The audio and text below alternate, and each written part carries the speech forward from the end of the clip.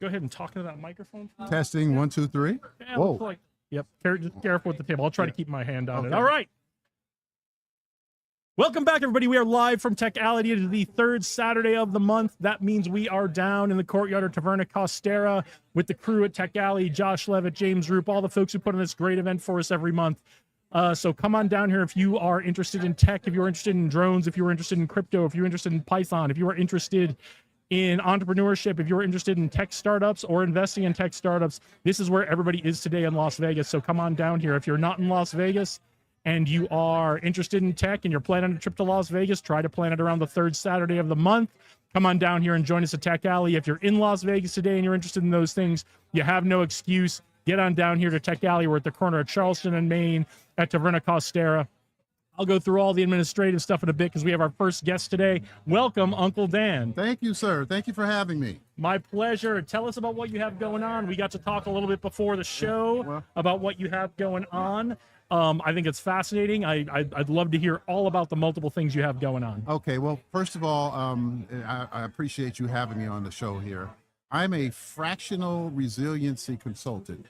And what that actually means is we bring programs to the table for companies that they don't know about. Okay. And so as a result, many of them may be in the tax credit world, many of them may be in the healthcare world, and many of them may be in the tech world. And I really wanted to have this conversation with you because we partner with a law firm that brings MDLs, which is multi-district litigations. Mm-hmm. And so these are not class action lawsuits, they're multi-district. So what that means is there's suits that are specifically different amounts of settlement. We're in settlement now. We just heard this yesterday from the law group. Mm-hmm. We have 60 days. Mm-hmm. Microsoft and I can't remember off the top of my head, there's 3 or 4 other companies. Mm-hmm. They were found guilty of addictive practices when it comes to gaming with kids. And what they've done is they've already agreed. The judge said we don't have enough participants in it, so that's when the companies like us get called in. Mm-hmm. It's amazing. Kids that are between kindergarten and the 6th grade pretty much will have, I can't say guaranteed, but right around $25,000 per family, per kid. Mm-hmm. And kids between 7th grade and 24 years old, which is the demographic of the gaming industry, they're going to receive a gross settlement of right around $100,000 per kid. Okay. And so this is something that the public does not know about. So I wanted to get this word out to let parents know it's self-certifying. Okay. And pretty much if your kid is a gamer or just online doing what they do with Xbox, etc., you have to prove the licensing, when you sign up for it and everything. Okay. But this is awesome. This is great for students trying to pay off student loans or kids in high school. It's just one of the best kept secrets I've heard of. Awesome. So what do people need to make sure they have? What do they need to get lined up on their side? And then who do they need to contact? They need to contact me. They can contact me at directly on my website, probably is the easiest way. Or I tell you what, this is so important to me that they can just reach out to me, email Dan@UncleDanConsulting.com. And basically the licensing that their kids signed up for Xbox or all the other, other programs that they do, they have to pay a fee. They have to prove that they have that. And they're self-certifying how many hours. It's somewhere around 200 hours per month that they put into gaming because, again, it's already a done deal. Okay. And so that's really it. We got more details to come. We were made aware of it yesterday. Now, the kicker at this is we have until October 10th to enroll as many students into this lawsuit as we can. Okay. So the money's already been allocated by the big companies similar to like Microsoft and others. The money's there. So we just need the participants. Okay. And again, we have other ones as well for companies where we have a MDL for companies that are larger. And against the pharmaceutical industry, companies like Eli Lilly, CVS, they were caught on generic insulin price fixing since 2003 to 2022. and pretty much it's a done deal as well. It will be the largest MDL in history. The law firm that we represent has been, they've had settlements to date. The average has been $100 million to the companies that are part of this. We only have a couple weeks to enroll companies. The minimum amount of employees is 1,000, and they have to have had it somewhere within those 20 years, self-insured group health. That's the qualifications. This is very important because when you miss it, you miss it. When the judge say it's over, it's going to be over. Right, and it sounds like these come quick. The October is the date on both of these, right? No, October is the date for the kids, for the Microsoft lawsuit. Now, for the other one with the companies, it's in 2 weeks. It's in September. He hasn't given us a date yet, but we're assuming the beginning of September, and that's why I'm here to help spread the word. So if you're watching and this affects you, you have a kid who's a gamer, or you are a kid who was a gamer and you fit into the criteria, you got a few weeks to get on this. But if you are involved in the pharmaceutical one, you really need to be kind of stopping watching this live stream and going and getting your stuff together and calling Uncle Dan or emailing Uncle Dan. Absolutely. So, yep. What else? How else do you help businesses? Well, how I help businesses, there's a lot of programs. I'm a fractional resiliency consultant, as I said. And one of the things that we bring to the table are programs they don't know about. Specifically, the reason I'm here at Tech Alley today is I'm doing a workshop on R&D tax credits, which stands for research and development. Last year, there was somewhere around $100 billion available. This is a permanent tax credit. This is not ERC or one of those ones that are gone through COVID. And all of the Fortune 500s, they get it pretty much automatically. But there's about 80% of $100 million that was not used because, quite frankly, the business community and their CPAs don't understand it, or they don't know the intricacies. You need a niche CPA firm, which I represent. I am not a CPA, but I represent on the marketing side a CPA firm that does all that for clients, and they've gotten over $500 million in tax credits. People think tax credits may be a write-off. You get to double dip with R&D. It's a write-off. You get to expense it, and you get to take the tax credit as well. Correct. So say a company has $500,000 tax debt after the write-off. So they got to write a check to the IRS. We do the study. The study says that your R&D is $500,000. Guess what we just did? We eliminated that check you were going to write to the IRS. Right. Absolutely. Absolutely. Yes. I know from my time, I did 20 years in the Air Force, and I worked on the research side of things, and I worked with companies that were doing R&D for us. Right. And there's a lot of money set aside for small and disadvantaged businesses when they create these programs, these R&D programs. We have SBIR, we have STTR. A lot of that is set aside for small disadvantaged businesses, different kinds of businesses, and a lot of these small business because big companies have people whose full-time job it is to go just look through the Federal Register and go look for what do we qualify for today, right? Correct. And then they do that. And small businesses are busy doing small business stuff, so they don't always know that. So what kinds of activities might a small business be engaged in that would qualify them for this R&D tax credit? It's amazing, but it should be called the innovative, creative tax credit. Any new process. There are a lot of tech companies right now that are doing R&D. They're doing software development. Companies that are in manufacturing. Believe it or not, companies that do frozen yogurt. We've got one of the companies. We've got them over $1 million in R&D. So again, it's companies that do the digital marketing. They may be eligible for it as well. So people think it's just the guys in the white coats, in the laboratory. Well, it's actually not, because when Congress expanded the bill around 2016, 17, they opened it up to a lot of different areas, and most companies are not aware that they're leaving. It could be millions of dollars on the table. So it sounds like if you've created an app for your customers to use, it sounds like if you have bought two pieces of equipment and you had to create a process or a piece of equipment that makes those two things talk together, these are the kinds of things. You don't have to be a white lab coat scientist to get an R&D credit. You just have to be doing something novel and interesting, right? Yeah, and improving. Every year, in anything in the software industry, they're always trying to improve. Right, absolutely. That qualifies you for R&D. guys, this is just about every single business out there. Correct. So Correct. Now, if you're a startup, there's a special provision because of the big, beautiful bill. Before, it was $250,000 if you were not profitable, right? And haven't made $5 million. That was for the startups that have W-2 employees. Yep.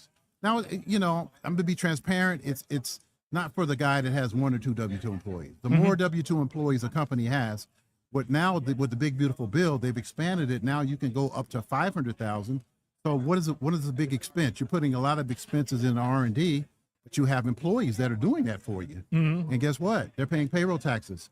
So we can offset and pretty much get you back those payroll taxes you've been paying. So this is important. If you're not an entrepreneur, if you're not a business owner, this sounds like a distinction that doesn't matter.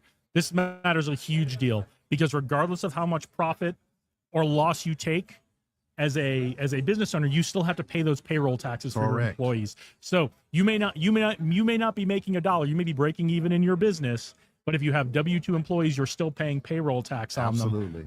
So it is worth your while to look into these kinds of tax credits, because some of them apply where you can take that off of that payroll tax bill that you have to write every quarter. Absolutely. And that can be huge for a startup, because that's more money they can put into their own R&D and expanding their business. Right. If you're not hiring more employees because the payroll tax you're having to pay, this maybe can help you get those employees you need to get to boost up to the next level, because it's so important to have someone on your team, whether it's accountant, whether it's someone like Uncle Dan, who understands what is the constant changes to the tax code and how they can benefit you. I'm glad you mentioned accountants, because one thing that companies need to understand is probably 95% of CPAs do not do the R&D tax credit, because it can be very complicated. Remember, there's over 5,000 tax credits and over 90,000 pages in the IRS codes. So it's very specific to know exactly how to do this. And if you're not dealing with a niche expert, you're probably a guy that says, hey, I'm a CPA. I can just go take a look at your revenue and divide it by this and put it on your tax return. You're probably looking at an audit down the road. Yep.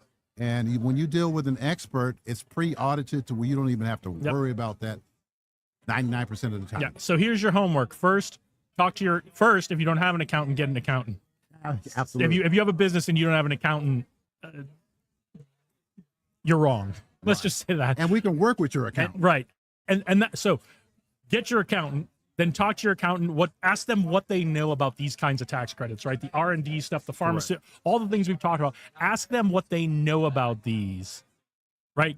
Don't just tell them to go do it, because they will, because they want to help. They want to be a good service provider to you. But ask them what they know about them, and then also talk to Uncle Dan, and then get your accountant and Uncle Dan together, right? And figure out how to do this in the best possible way to limit your tax burden, free up more money for whether it's hiring those new employees, doing more R&D, whatever it is. Use the tax code to your advantage. That's what rich people do and really successful businesses do all the time. They have full-time people whose job it is to go look for these things in the tax code that gives them an advantage.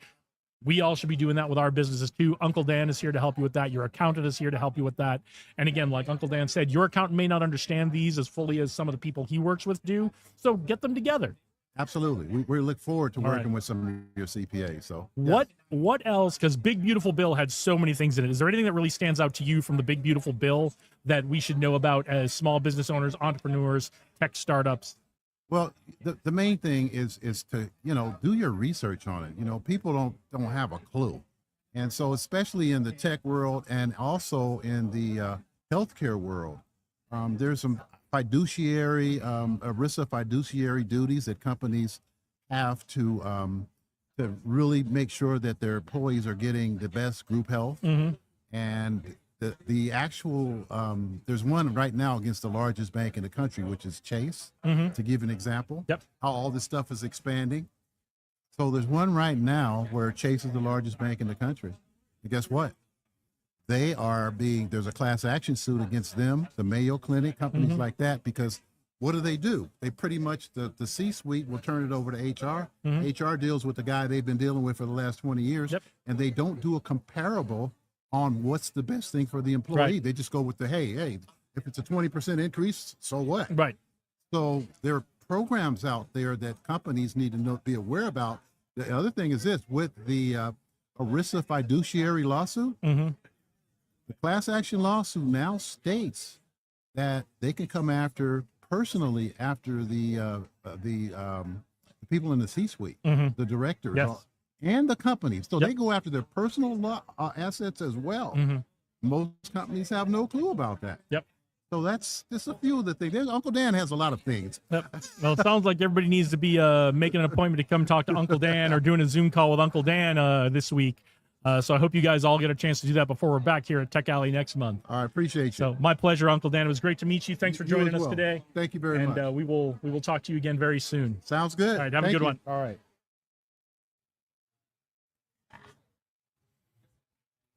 All right, folks. Well, I gave you the real quick and dirty on what is happening here today. Thanks to Uncle Dan for joining us. I'm going to take just a real short break to make sure that everything's coming through in the stream.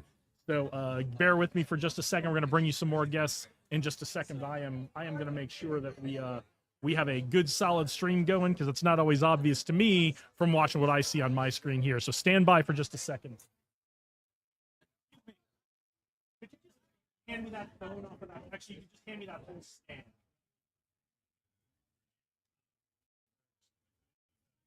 Thank you so much.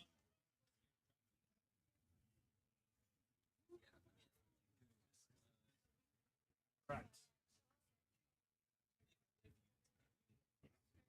Okay, folks, you're getting a little behind the scenes here, so I'm just checking the audio on these. It all looked good on the display, but you never know how it's going, so I want to make sure it's coming through clearly. All right, we are happy with that.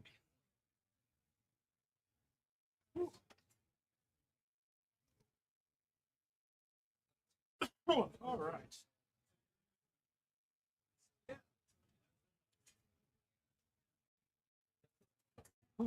So I'm just going to be popping onto my YouTube and checking. So bear with me. We will be back with more guests in just a second here. Where is my... Okay, we got to try to do this so that we don't get a massive amount of feedback.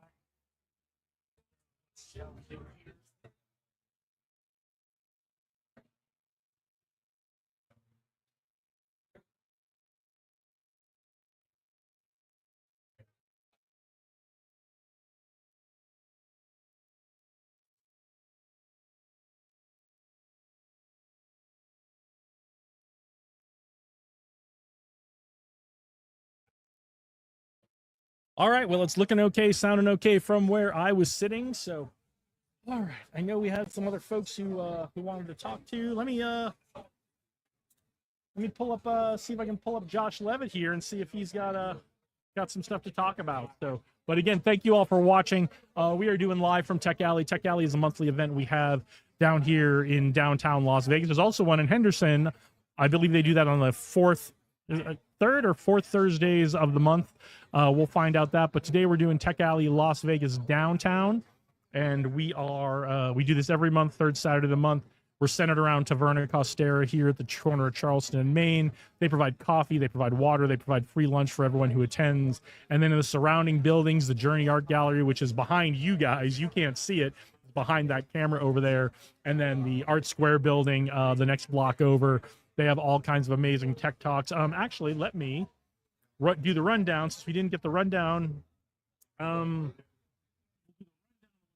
Did you want to come on the stream? Oh, yeah, jump on. I can do this stuff later. Come on in. Come on in. Have a seat. Sit right there. Sit close to me. All right.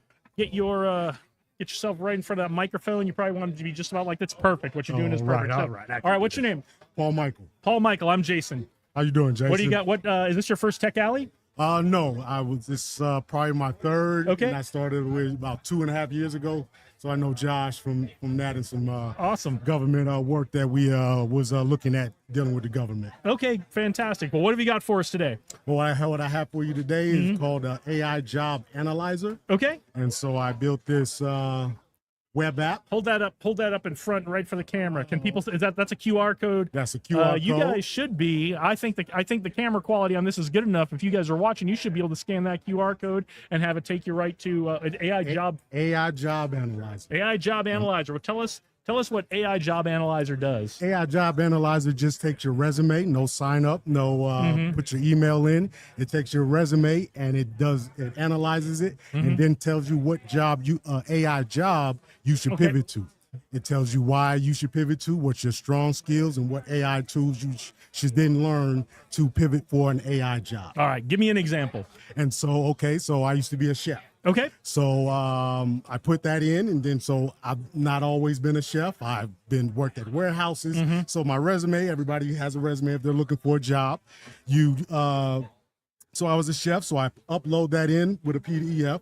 So I upload it to this site, and what it will do is it will say, okay, since you are a chef, we've analyzed this to say, you know what, you know about systems thinking. You're good with supervising. Okay. You're good with these certain skills that you have from your work history. And now we've chosen these real-time market AI jobs to say, this is the AI job that you picked. So it said you were a chef and you worked in a warehouse, so you're real good with processes. Yes. And you're real good with inputs, taking inputs and turning them into outputs and doing that the same way every time. So if you have the right inputs, you get the right outputs. Yes. So that's the internal work that the AI is doing. Yeah. So what did AI job analyzer tell you would be your perfect AI job? It told me I would be good for AI data analysis, but also AI ethics. Okay. So learning processes and good with data, because food and being a chef is everything is data and information in the process.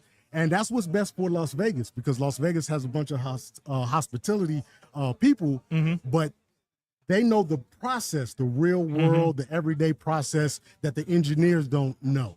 So the AI needs people to give it that knowledge data to then be able to analyze and break down, okay, this person knows this process. This is how we add it to software. This is how the engineers will make the platform system, and the AI will then analyze and summarize, because that's his strongest strength. Yeah, what I love about this is very similar to when I was in the military. When people get out of the military, they have a lot of skills that don't translate directly to civilian world, right? Especially our folks who are like infantry guys, or guys who drive tanks, or guys who do really detailed combat kind of stuff, or even security folks, right? Yes. And they go, well, I don't know what job I can get. Like, all I can get is a security job on the outside. And we try to tell them, no, that's not true. You just have to learn how to communicate the skills you have, right?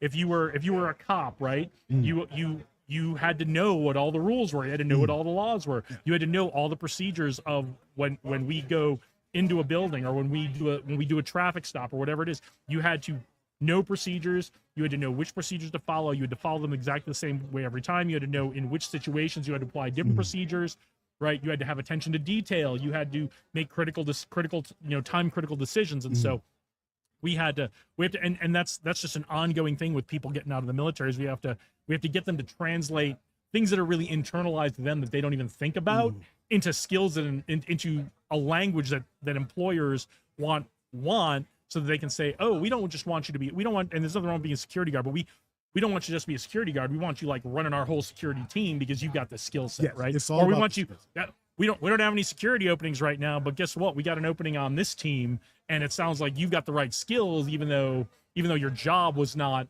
as an engineer, right? Yes, exactly. So this also works for CEOs of companies, right? If you have this company, everybody's talking about AI, and it's like, okay, I have good talent, I have good people. Where do I put them, or what AI job should I transfer them to? So this takes that away, all that guessing away, and say, okay, these are my good people and best talent. This is their resume.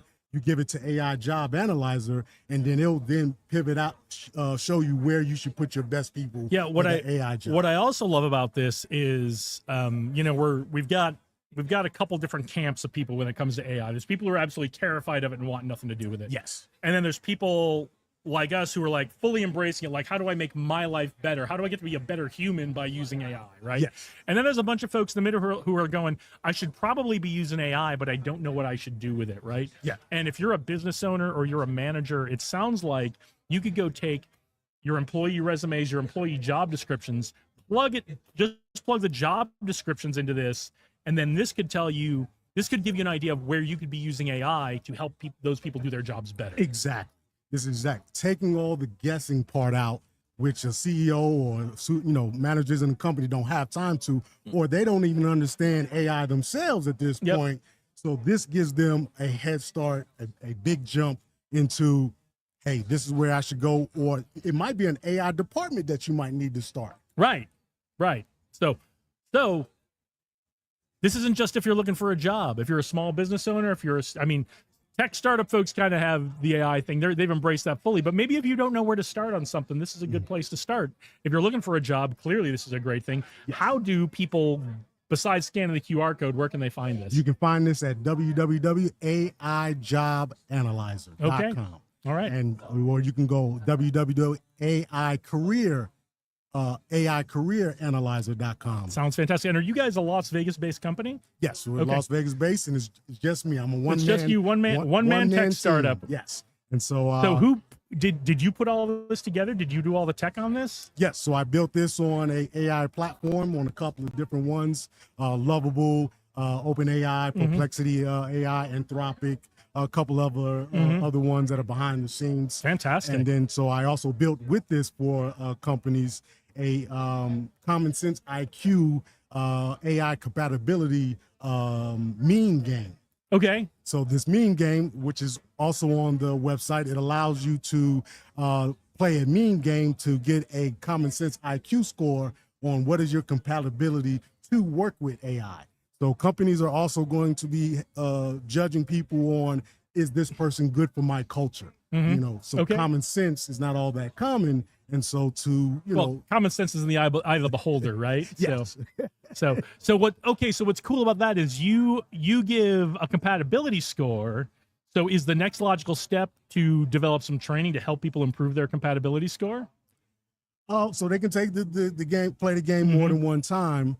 But the AI job analyzer also breaks down tools and things you should learn. Okay. So you play the game, you get the score, then AI job analyzer tells you, hey, if this is interesting to you and you want to do more with this, here's some next steps you can take to improve your AI savvy, whether you're just starting out or you're well versed in AI. It gives you more so I've used research from MIT and Stanford University. They're pretty good. Yes, they're pretty good. And they've done some studies on common sense. And so I took that research and so that's one of the powers of using AI. If you use a persona or if you use a university, the AI drags that information. Okay. So MIT and Stanford have a great history on the internet. And so I use that common sense research to put into my AI models and then come out with it gives you scores and then it gives you a diploma and then it gives you a analysis, all breakdown of your common sense. What is the biggest lesson you learned about AI as you were pulling all this together, as you were making this happen? The definition of words, how important the definition of words are, because the AI models, the large language models, knows the definition of all words. And so when you put a word in, it uses that definition. So that's about the biggest thing I've learned. If you use the right words in the right context, it's a very powerful tool. Yep. When I was in the Air Force, we always used to say words matter. It's just as true with AI as it is with people. So make sure you're using the right words. Make sure you're using specific words. Make sure you're using the words you mean, whether you're talking to AI or you're talking to people. Okay. This is all great. Everybody's got a lot of homework here, but I want to know what's coming up for you and your company. What's your plan for world domination for the rest of 2025? Well, I've gone with a gumball machine business model. So I've created about 5 different digital product web applications, and so I'll be releasing them to be white labeled. So companies can white label them for their own systems. So they're more like agents. These very specific agents for these very specific tasks. But the biggest thing for me is I want to build a video game casino where it's using tokens in Las Vegas. So bring the video game aspect and build a casino that's about video games. The young people can bet on other players that are playing the video games. But Madden, if you brought those type of games and that type of esports and gambling to Las Vegas, I think it would be revived. Yep. To my knowledge, Nevada is the only jurisdiction in the country still where you can do pari-mutuel betting on esports. So yes. That is exciting. That is great. We are going to have you back to talk about that sometime to see how that's coming along. But I'm excited about that as well. Yes. A lot of time dealing with the government. All right. Hold that up for us one more time and tell everybody where they can find you and where they can find and how they can jump in on this. So my name is Paul Michael Burgess. Down a little bit. There you go. Paul Michael Burgess. You can find me on LinkedIn. You can find AI Job Analyzer at www.aijobanalyzer.com. All right. Well, Paul, thank you so much for joining us today. Thank you very much. I want you to come back next month and tell us what's going on and how things are going. So, all right. Have a good evening. Pleasure. All right, everybody. So I guess we've got some comments here. Let me take a look at these and see what we've got.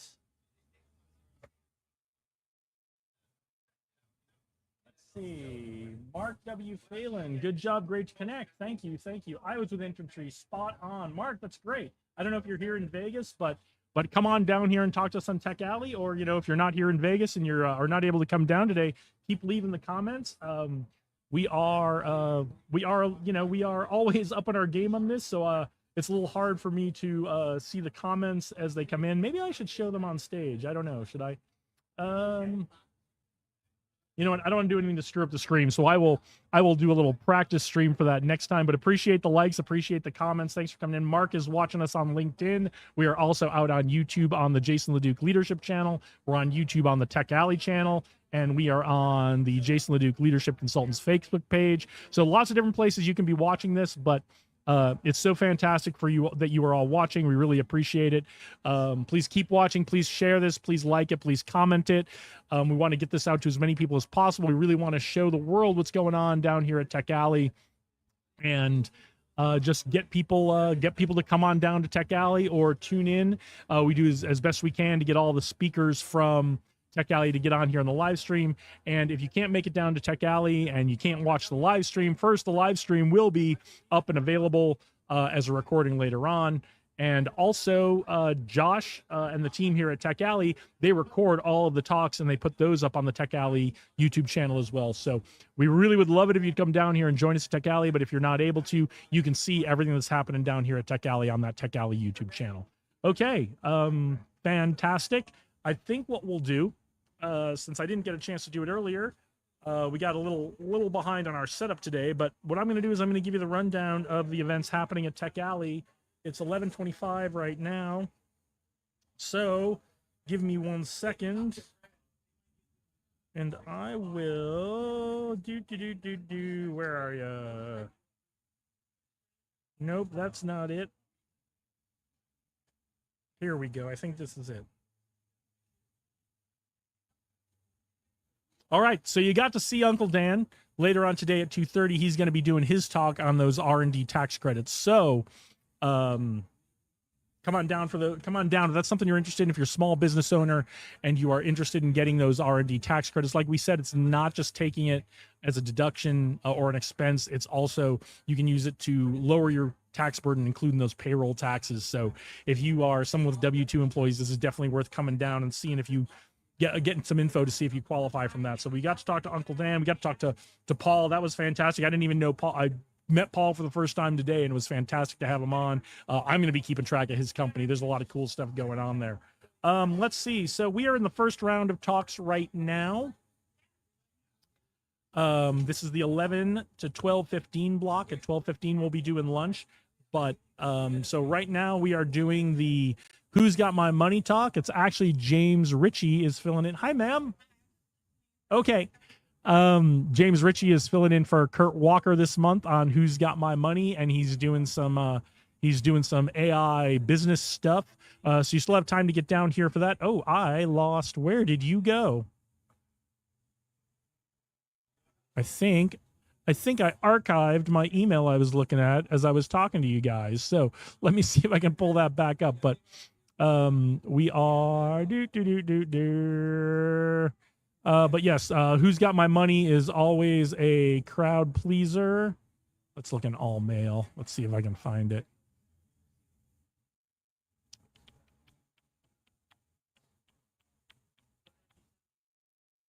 Got it. I got it back. So yeah, Who's Got My Money is one of the most popular talks they do at Tech Alley. If you are a startup founder, if you're a small business owner, if you're an entrepreneur in any way, or even if you're an investor, coming down and checking out what is going on at the Who's Got My Money talk is always valuable.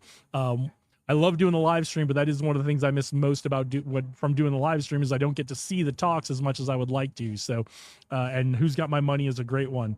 Rachel Gomez is from UNLV, and the Small Business Development Center is doing Innovation Essentials right now in Suite 150.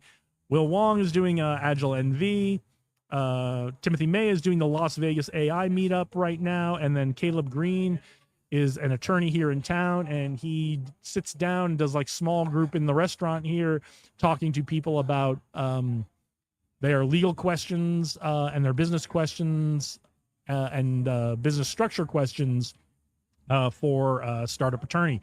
So Caleb Green is doing that in the I believe he's in the restaurant right now. Hopefully he's in the restaurant, not sitting outside here with us, although it is a pretty gorgeous day here. It's just a little warm and sticky, but it's a pretty gorgeous day for August here in Las Vegas. So come on down.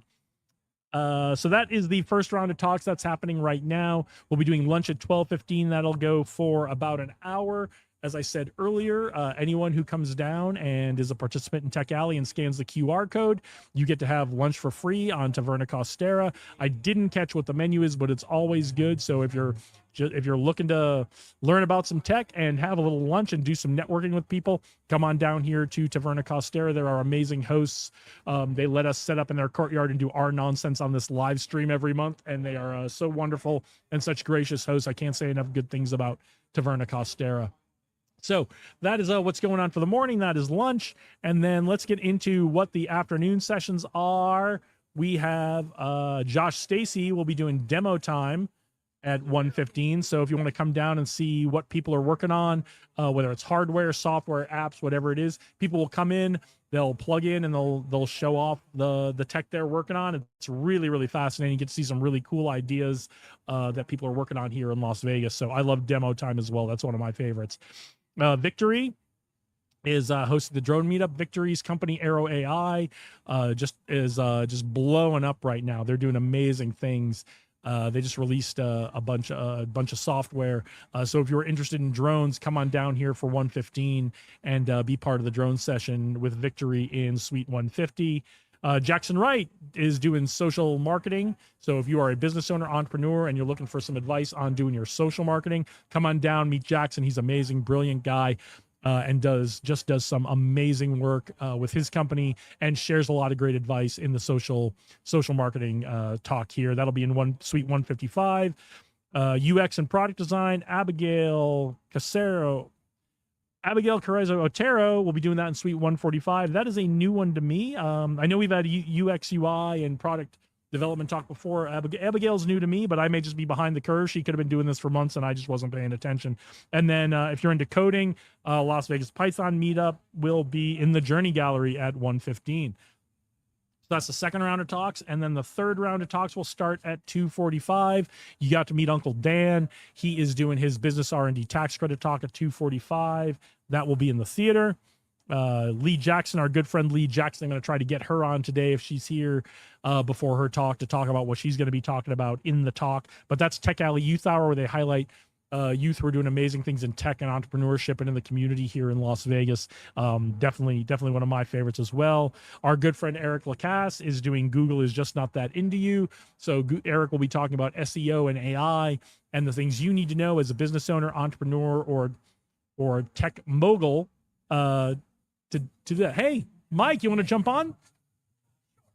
All right. Also, we'll have at the end of the day, we'll have Sin City developers, and James Roop will be doing his crypto talk in the Journey Gallery. So if you're interested in any of those things, you're in Las Vegas, you don't have something else going on today, jump on in, come on down to Taverna Costera, come on down to downtown Las Vegas, and see what is going on. It's a great day down here. You're going to meet amazing people. The networking is the best part of Tech Alley. The talks are good. The networking is great. I've never not made an amazing connection that's been a lifelong connection. Every month I've been coming here to Tech Alley. So come on in and join us. And now we're going to be joined by Mike Wilson from Vegas Crypto Group. How are things, Mike? All right. I'm Lots doing great, going on. Jason. Lots Thanks, going on. The last time you were on, the legislation, the Genius Act, and all that stuff was going on. And I can't believe I'm saying it, but there's been even more amazing developments in crypto over the last couple of weeks. So tell us what's going on and what we need to know about in the crypto world. Hey everyone, Mike Wilson, Vegas Crypto Group. Thank you for having me on, Jason. My pleasure. You guys, I look forward to talking to you every month here. When we miss it, I feel really bad. Hey, well, I like to make time for you for sure. I love it. Jason does a great job on Instagram, updating everybody about the tech scene here in Las Vegas, and you could tell he's so passionate about it. I really appreciate it. And so, if you're not following him on Instagram, how they get you on Instagram? It's Jason LeDuc on Instagram or LeDuc Leadership on Instagram. I post all this stuff to both of them, and we do the Monday show, the Vegas Startup Scene Show, and we run through all the amazing events that groups like Mike's are having every week. We started the show.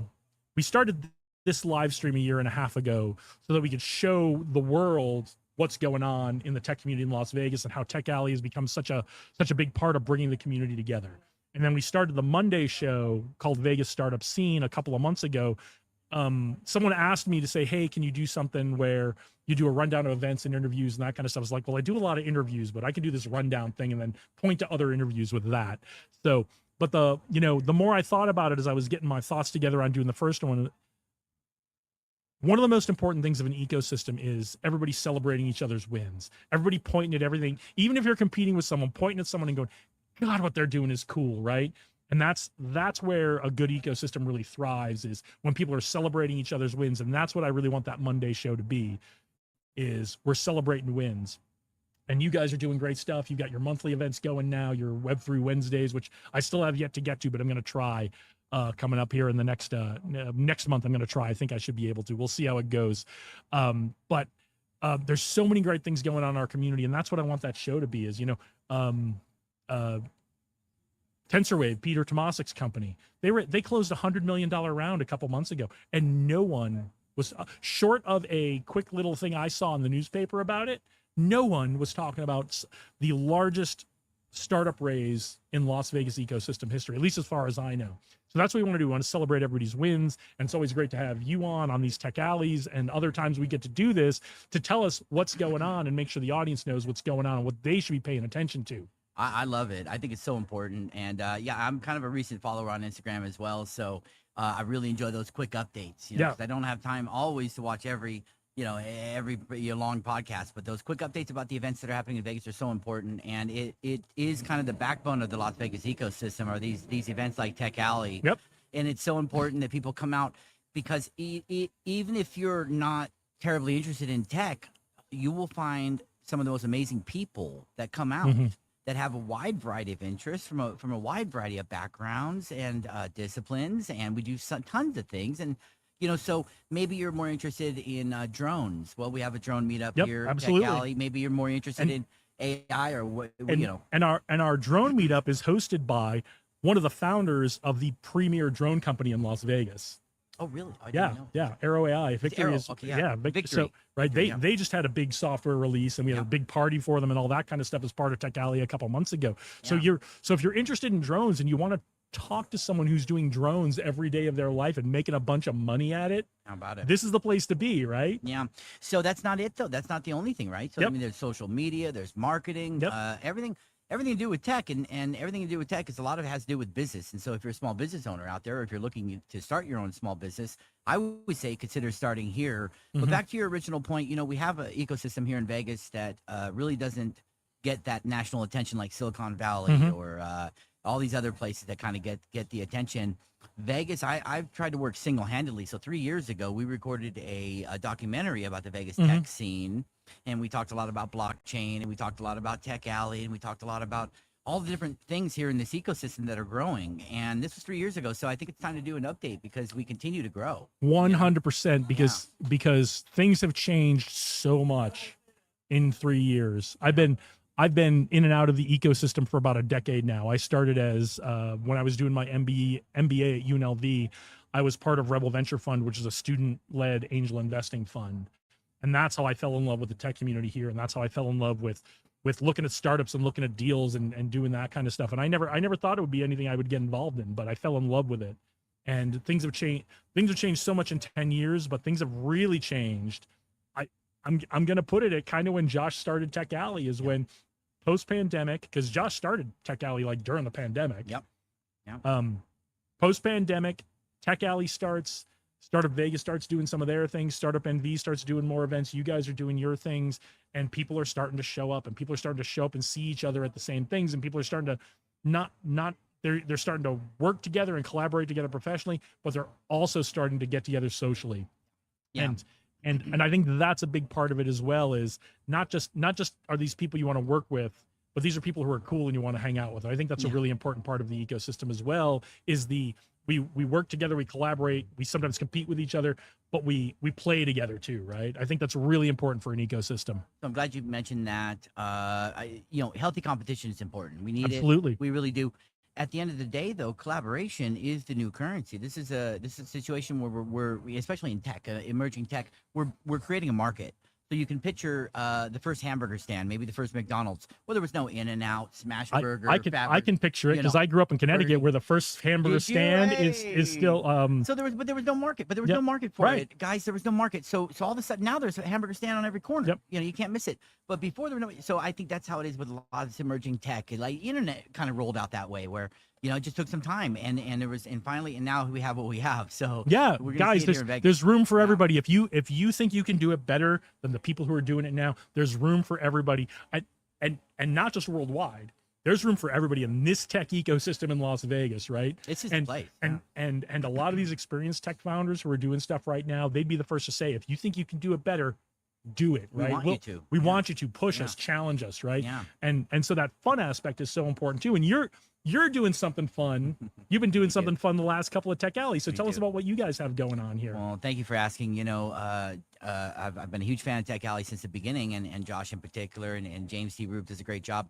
But I really wanted to add something that was like an overlay, where kind of like a turnkey situation where we can try to get more people to come join us. And so we do the crypto crawl, where it's kind of like a little scavenger hunt, and people get reward points, and we have a raffle at the end of Tech Alley around 4 o'clock when it ends, and so we give away prizes, and we're just trying to incentivize people to come down because we want you to have fun. The thing with, and Jason knows this, Tech Alley's spread out a little bit. So we're here at Taverna Costera, but across the street is where there's about 4 or 5 different meetups happening right now.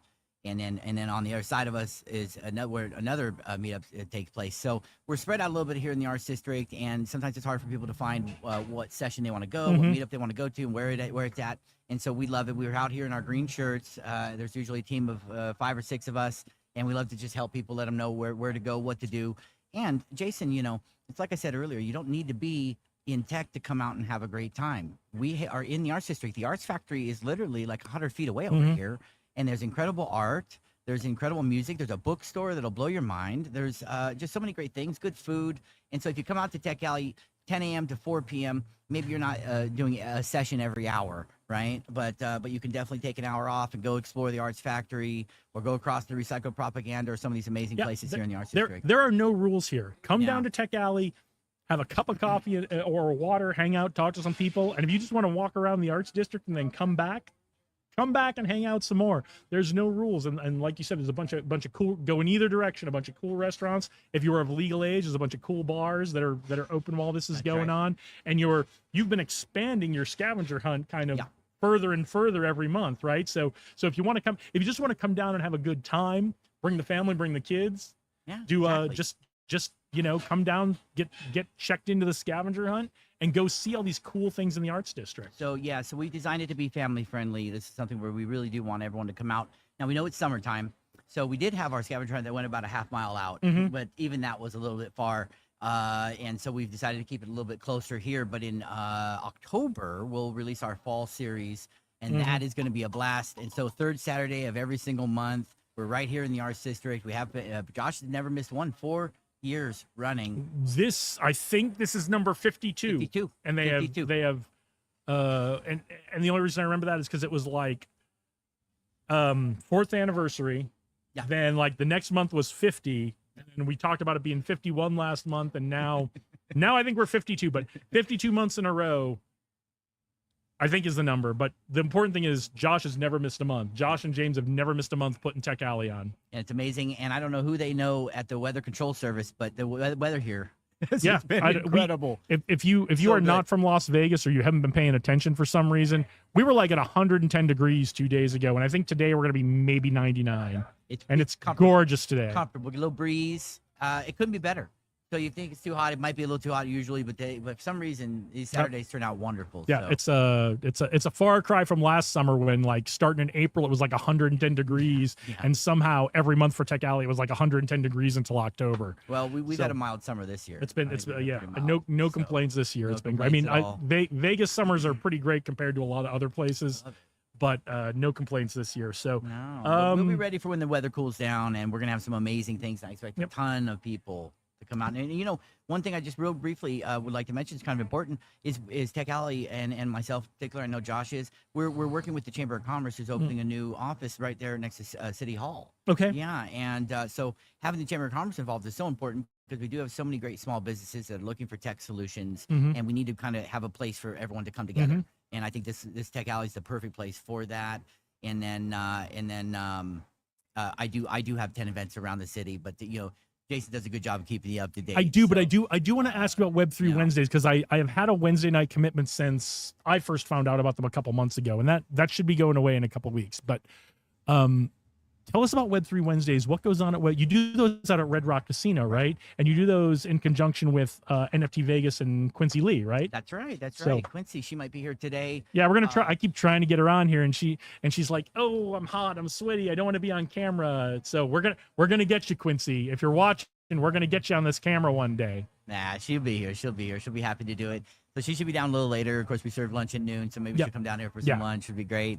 And then we do the Web3 Wednesdays in Summerlin at Red Rock. We've hosted it there for over 3 years now.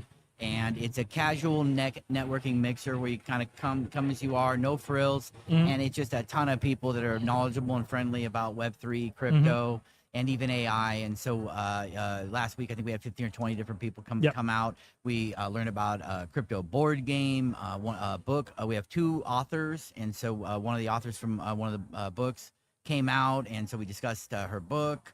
And there's so many great things that we do there every first Wednesday of each month, and it's so much fun. And so Red Rock, but we also do multi-chain Mondays in Henderson, which is really gaining a lot of popularity. And so we'd like to see Henderson step up, and they're loving it. And then we do it here in the Arts District, and we're at the Goat Bar, and we're so many places around Vegas. So many things going on. There's so many. If you are interested in crypto, there is a crypto thing going on just about every day, and you guys are behind most of them. That's right. And then there's one other group that's behind the other few that you guys aren't involved in. So yeah, and like I said, collaboration is key. And so room for everybody. Yeah, we're building a market. And so we just like to educate. And so if you want to learn more about crypto or how you can use crypto to make your life better, you can go to our website, informempower.com. You can go to Meetup and look up Vegas Crypto Group, and then go ahead and just join us at one of our meetups or check us out online. And be sure to follow Jason on Instagram. Appreciate that. Appreciate that, brother. And one thing I want to emphasize, I've known Mike for a little while. I think I can pretty confidently say that these events are low threat. You don't need to know a ton about crypto to go, right? And if you don't know anything about crypto, but you're curious, show up, find Mike. He'll take you under his wing, get you introduced to some people, get you talking to some people who can start you right up, meet you at the level you're at, right, and get you going. But the important thing is, if you're interested, show up. And so showing up is half the battle, guys. Showing up is half the battle, and we try to make it easy for everyone all over town. One other thing I'd like to point out, and I'm not sure you mentioned it, but I am the president of the Stand with Crypto. Yes, let's talk about Stand with Crypto. So we're pushing forward crypto-friendly policy. We're working with crypto-friendly politicians. And I got to tell you, Nevada is very crypto-friendly. And what I'm noticing is a lot of people are leaving Delaware to incorporate here in Nevada because we have great business protections, but we're also very tech forward. I mean, we want to be able to facilitate that. And so we recently had an incredible meeting with Representative Horsford, our congressman out of District 4, and he wants to support small business. He wants to allow innovation to thrive here in Nevada. And so we are passing a friendly policy, and you can count on that. Nevada will be at the forefront as long as we have tech entrepreneurs out here that want to take advantage of what we have to offer. So. Yeah, one of the things, we talked about this with Paul a little earlier when he was on talking about AI career investigator or whatever. I've already lost it in my brain, but I'll have to go back and watch it. But he's also working on some esports betting kind of stuff. And Nevada, in a very low-key way, is at the forefront of the legal structures to do all this stuff, whether it's crypto, whether it's parimutuel betting on esports. I mean, they did that 10 years ago when we were doing Rebel Venture Fund stuff. We were tracking that really closely because we had a couple startups we were thinking about investing in, but there was no real legal structure to bet on esports events. Well, about 10 years ago, a little less, the state figured it out and said, here's how we do it. And I don't know if anybody's actually actively offering it right now, but there is a legal structure in place to bet on esports. And I believe Nevada is the only place in the United States you can do that.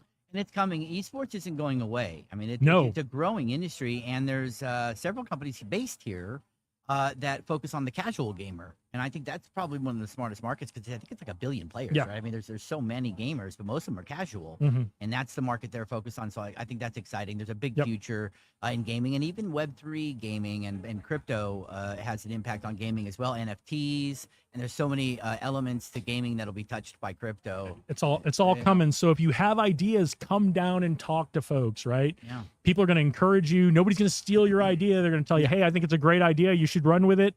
Or they might say, you've got a little work to do, but it's still a good idea, right? So to go back to Stand with Crypto, you were involved with drafting some of the legislation and testifying on some of the legislation that came out just a month ago out of Congress. So we took a trip to Washington, D.C. We were on Capitol Hill in congressional meetings, both May and June.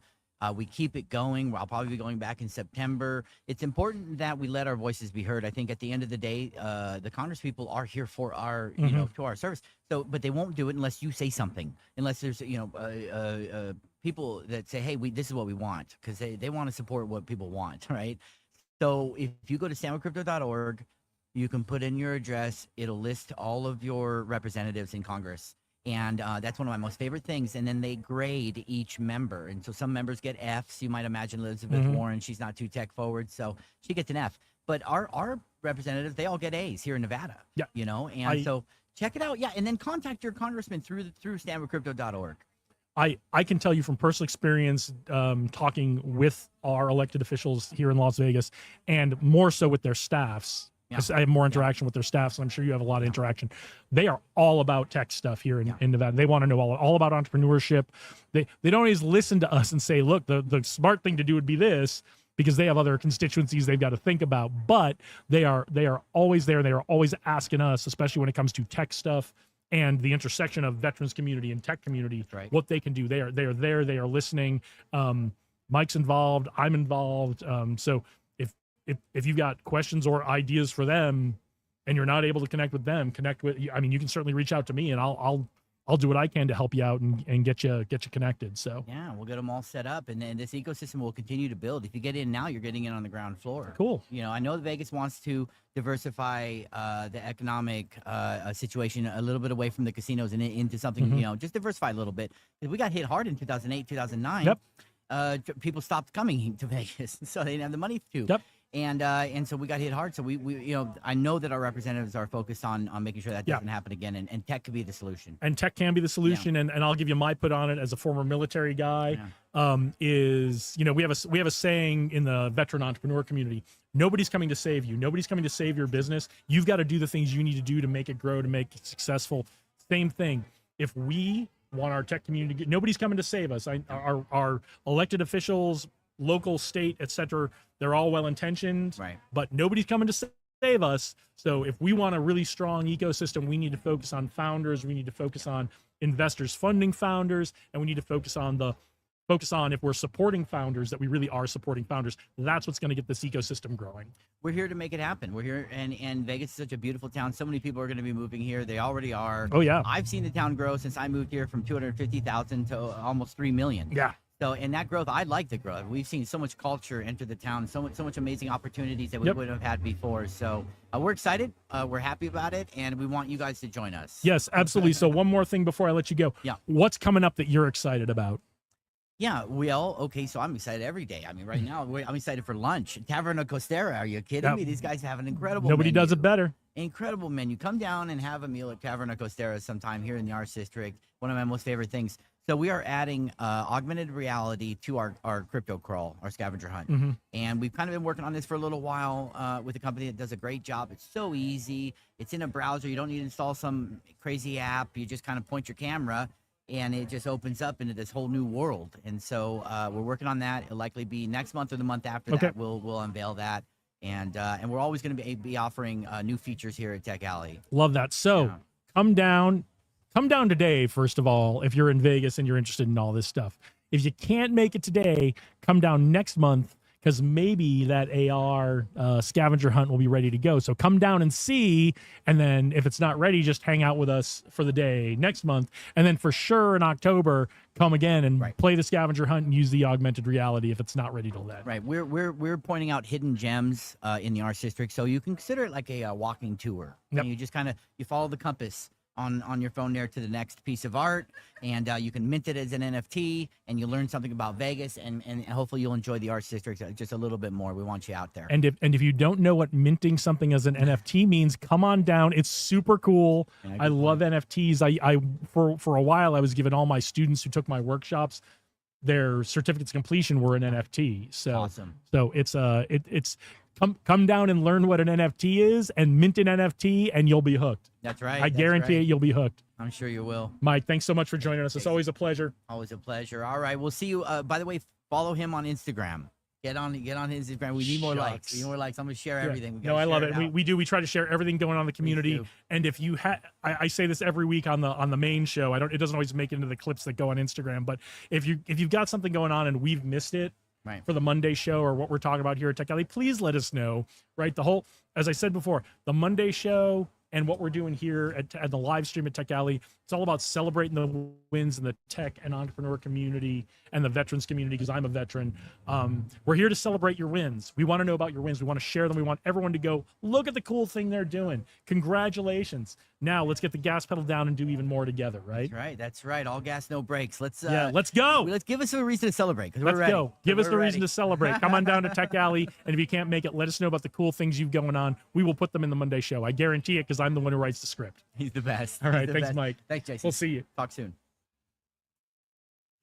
All right. Well, there's a couple of you hanging in there. Let me look and see. Looks like we've got some more comments, I think. I don't know. It's hard for me to tell. I got to get better at this whole doing the live stream thing. So, how long are you on? Mark, yeah, we are going to be on here.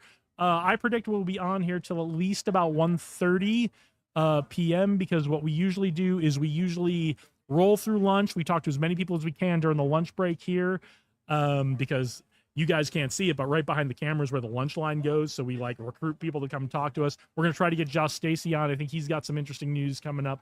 But we typically go through lunch, and then whoever kind of still wants to come on, we just keep going as long as they want to go. But we are almost always here till at least 1:15. And then sometimes we're here doing the live stream as late as 2:30 or 3. But if you're able to make it down, Mark, we'd love to meet you. Come on down. Let me roll through Mark's content. Eventually, I migrated to private. I'm going to start that one over, Mark Phelan. Exactly. Eventually, I migrated into project management, then IT program management. MD Jahid Hassam, beautiful live. Thank you so much. Appreciate that. I am. Mark, you're doing great. Thank you so much. Where is it located? I'll swing by. We are sitting in the courtyard at Taverna Costera at the corner of Charleston and Main in downtown Las Vegas. So if you're familiar with the Arts District, we're right there in the heart of the Arts District. We are just north of Charleston. We are on the northeast side of Charleston and Main. So what most people know is the main part of the Arts District. We are just at the upper northeast corner of that.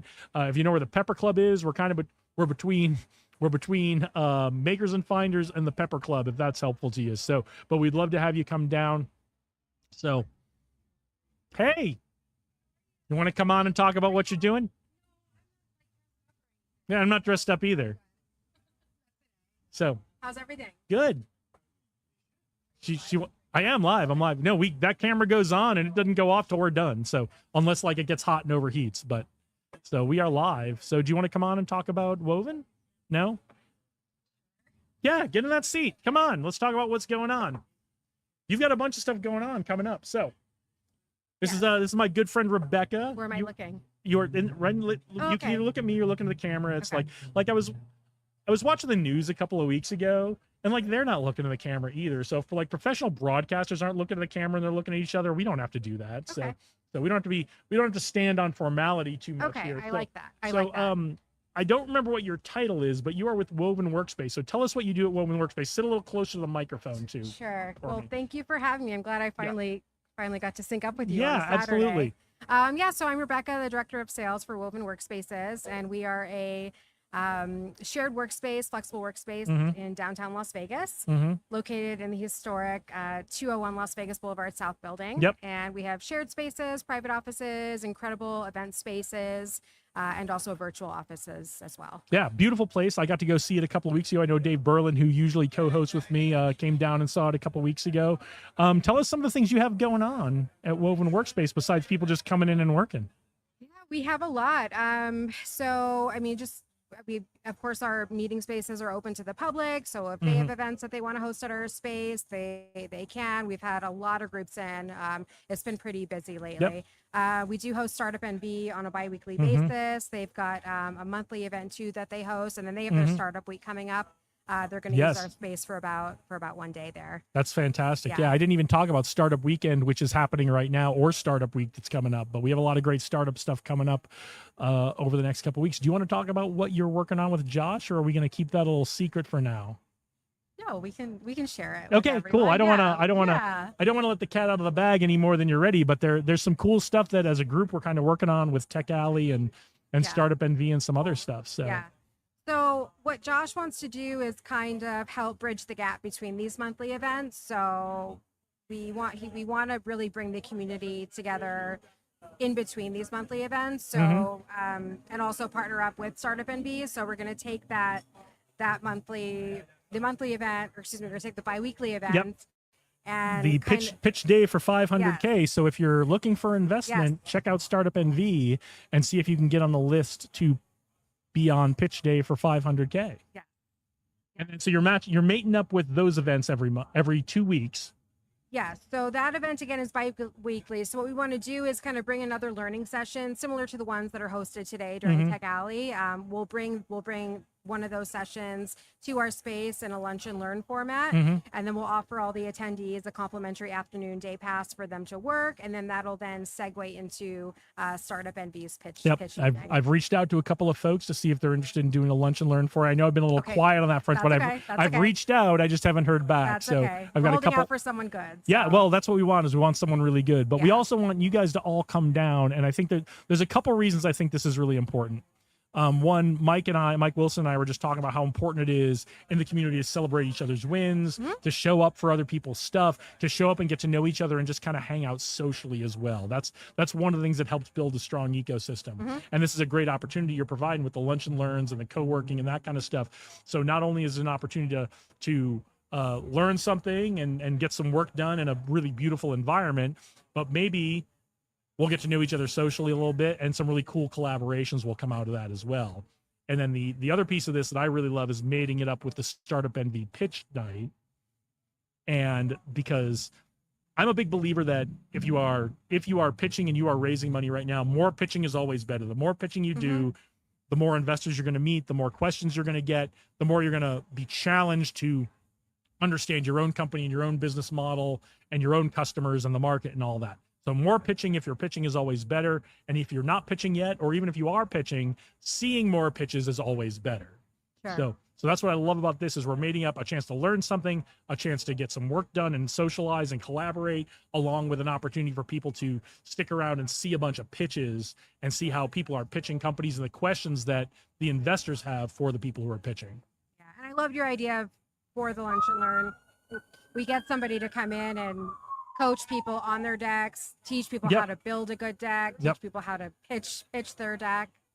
Yeah, and it's there's a million different ways to do it. I'm going to give you different advice from somebody else who's going to Sure. give you different advice. But the important thing is you're hearing it, and you make your own decisions about, like, Jason doesn't know what he's talking about. He doesn't understand this market the way I understand this market. That's great, because that tells me you understand the market better than I do, right? And so now you can answer questions intelligently and go, because you've consciously thought about the market. And there are a lot of founders who go in and pitch and they haven't consciously thought about their market, right? And so that's what we want. So if I give you advice and it's bad advice and you say, well, he doesn't know about the market, I know about the market. Great, you've done your market research. And that's just as important to me. That's more important to me that you've done the market research and you understand that than it is that you listen to me about my dumb advice. Sure. So, Yeah. Well, I think you have great advice to give. well, we'll see, right? So, what else is coming up for Woven Workspace? Can you tell us what's going on for Startup Week? Or is that a secret? I don't know if I can. Okay. So I'm gonna. Well, I'm Startup gonna Week plead the is fifth on in that. September, right? Yes. Okay. Well, Yes. we'll I don't remember if it's before or after Tech Alley, but we'll get you back on. I believe it's right before. Yeah. Yeah. So we'll get you back on, and you can tell us about all the good things that happened during Startup Week. I look forward to it. All right. And then in the meanwhile, anybody, of course, listening to this live Mhm. stream, you're welcome to come to Woven and experience your first day on me. So come work for the day. It's an absolutely stunning space, and we'd love to have you. It's gorgeous, and it's right in the heart of downtown Las Vegas. So if you want to go do a little co-working in the morning, go have a little cocktail lunch over on Fremont Street, Yep, or across the street at Carson Kitchen. or at Carson Kitchen, or wherever, do a little Vegas style lunch, then get back to work. That's all available to you. So tell everybody how they can reach you in Woven Workspace. Sure. So you can just head to wovenworkspaces.com. You can reach me directly at 415-407-6355. Otherwise, just mention Jason's name and you'll get your complimentary day pass. Yeah, awesome. That's the first time mentioning my name will ever get anybody anything. So thank you, Rebecca. It's so great to see you. Good to see you, Jason. Have a good one. Okay, bye-bye.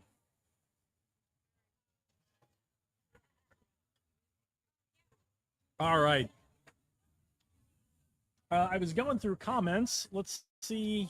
I think I got them all, but let's take a look. We're all caught up. So Mark was asking, where is it located? I think I answered that, but I'm going to answer it again.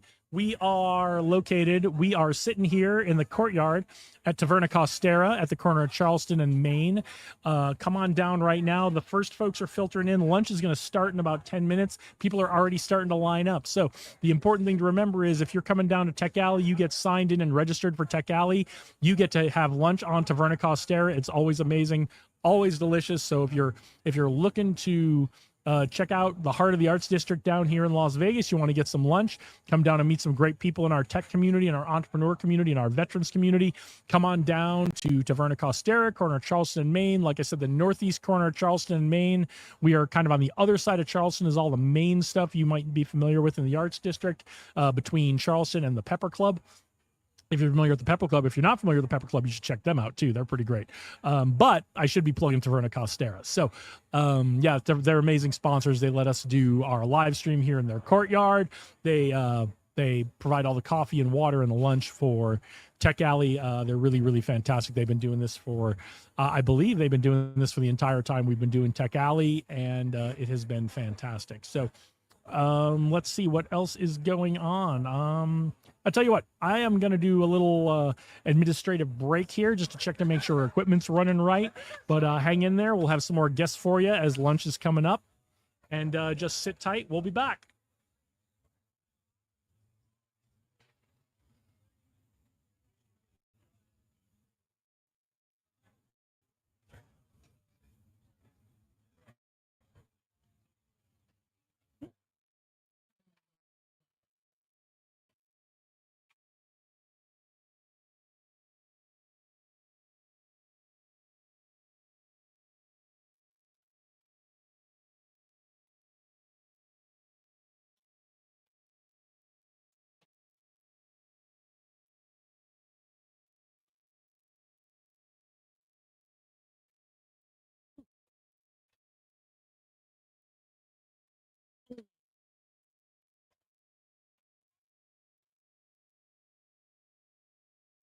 Hey, you ready? Yes. Come on, jump on. Talking to a bunch of That's people. that's why we're all here. That's what Tech Alley is all about. Is Networking opportunity. yeah, that's what we're all here for. So yeah, pull in a little closer to me. Sit real close to this microphone. You want to be about a fist length away from the microphone. So I apologize. I know you told Jacob, right? Yes, Okay, tell us what you have going on, Jacob. definitely. So I am creating a community network, nonprofit ISP of sorts. Basically, where the community builds out the network in Las Vegas. There's Hang on, I'm going to try to get the camera to focus here. I don't know why we're out of focus, but we're out of focus. probably because I'm too tall.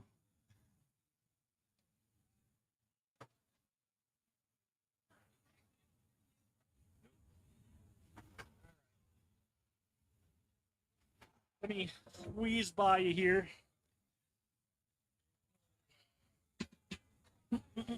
Did it focus? All right, we're back.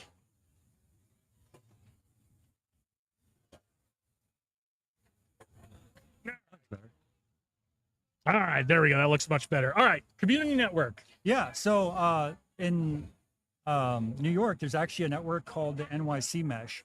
They have about 2,200 people connected to it. And that really inspired me into looking at whether Las Vegas had a network to where the community connects to it for free. There would be a network commons license that basically means that if you're agreeing to connect to the network, you also agree to share it with others. And I couldn't find anything. Nope, And there's not. When you look at what's happening in Las Vegas, your insurance is super expensive. Bills are like super high. There's been some reports of Las Vegas being like extremely expensive to live in. I was like, well, internet should be almost like a right in a way. And there should be something that you should be able to connect to it no matter what your income. Because with a lot of the programs in Las Vegas, you have to meet below a certain threshold to be able to be part of the program. Well, with a community internet network, I'm calling it Vegas Open Network. You don't have to meet a certain threshold to join it. Anyone can join.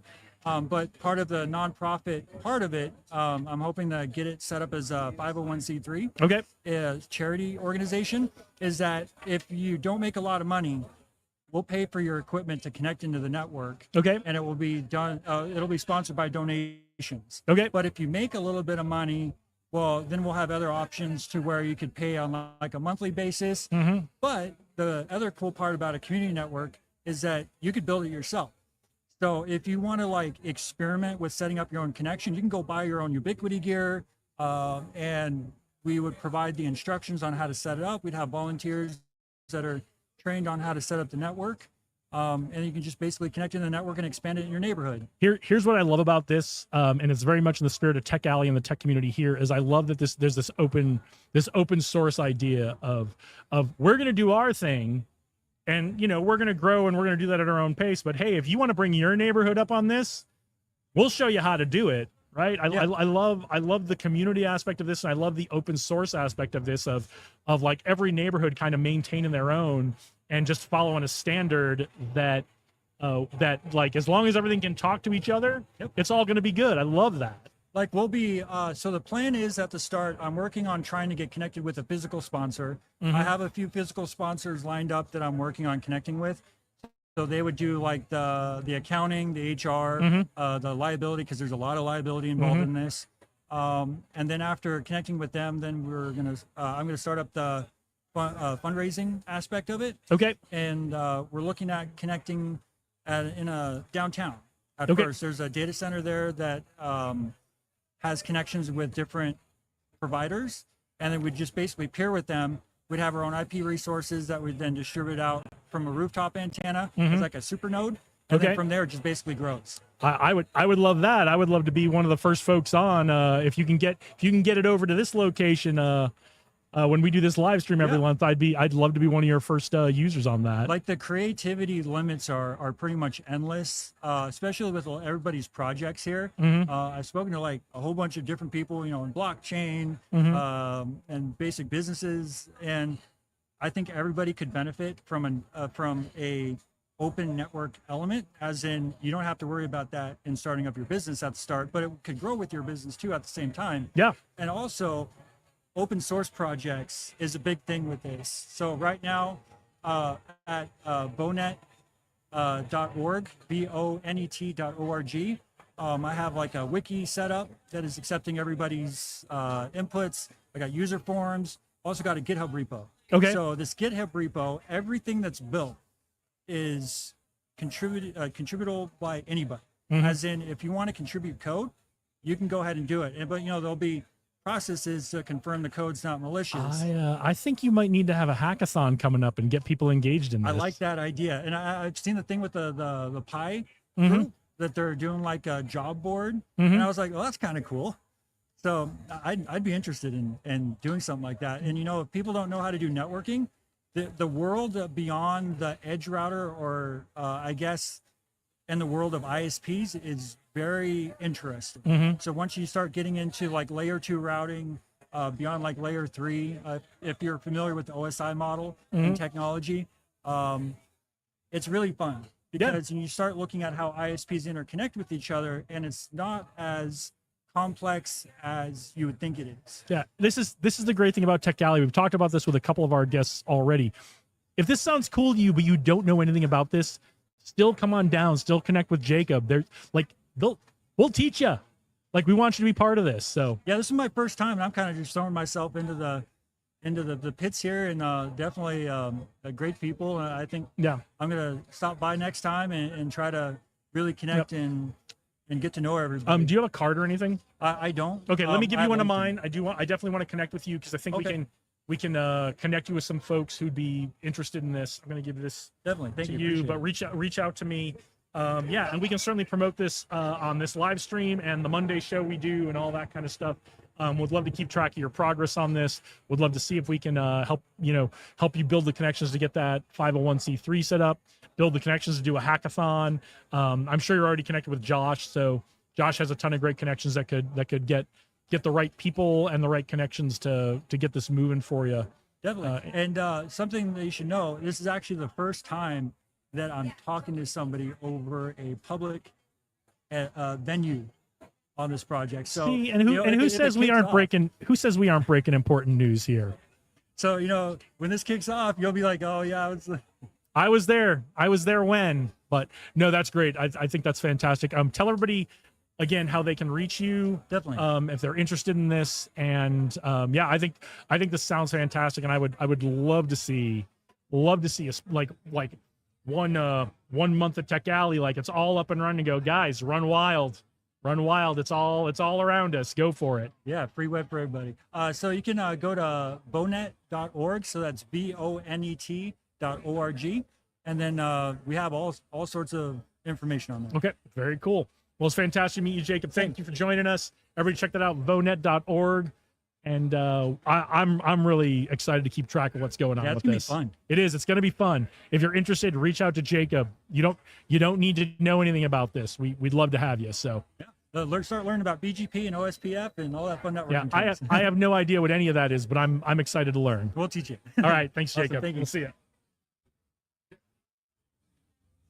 Okay, so we did a little administrative stuff. Let's see if we've got any new comments. No, but what I am going to do, I don't know what happened with that autofocus, but we got that fixed. Let me take a little look at how we're doing. Hold on to that. Let's see how we look. Get this away from you.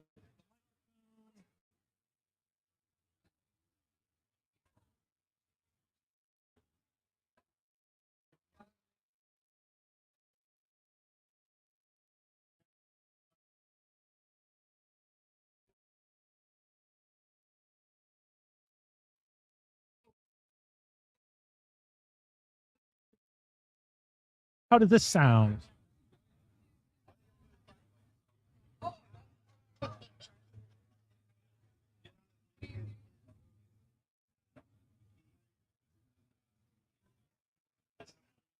Sounds good. Screen quality's not as good as I would like it, but we are getting out there, and hopefully the 4K recordings are good. So cool stuff going on right now. So lunch is happening right now. If you are Lunch is happening right now down here at Taverna Costera. That'll be going on for about the next 45 minutes to an hour or so. If you're interested in tech, if you're interested in drones, if you're interested in SEO and AI, if you're interested in Python, if you're interested in crypto and NFTs, get on down here to Tech Alley.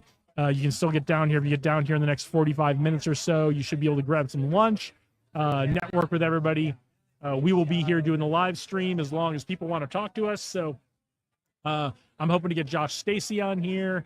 I'm hoping to get Eric on here. I saw Eric Lacasse come in. I'm hoping to get him on here to talk about what he's got going in his talk today. We'll try to get James Roop on here if we can. We'll try to get all the usual suspects. But yeah, we're just hoping to talk to the cool folks who are here at Tech Alley, and that's what's going on. So give me a second here. I will do a little more administrative stuff, and we'll see if we can get another guest on here to talk to you.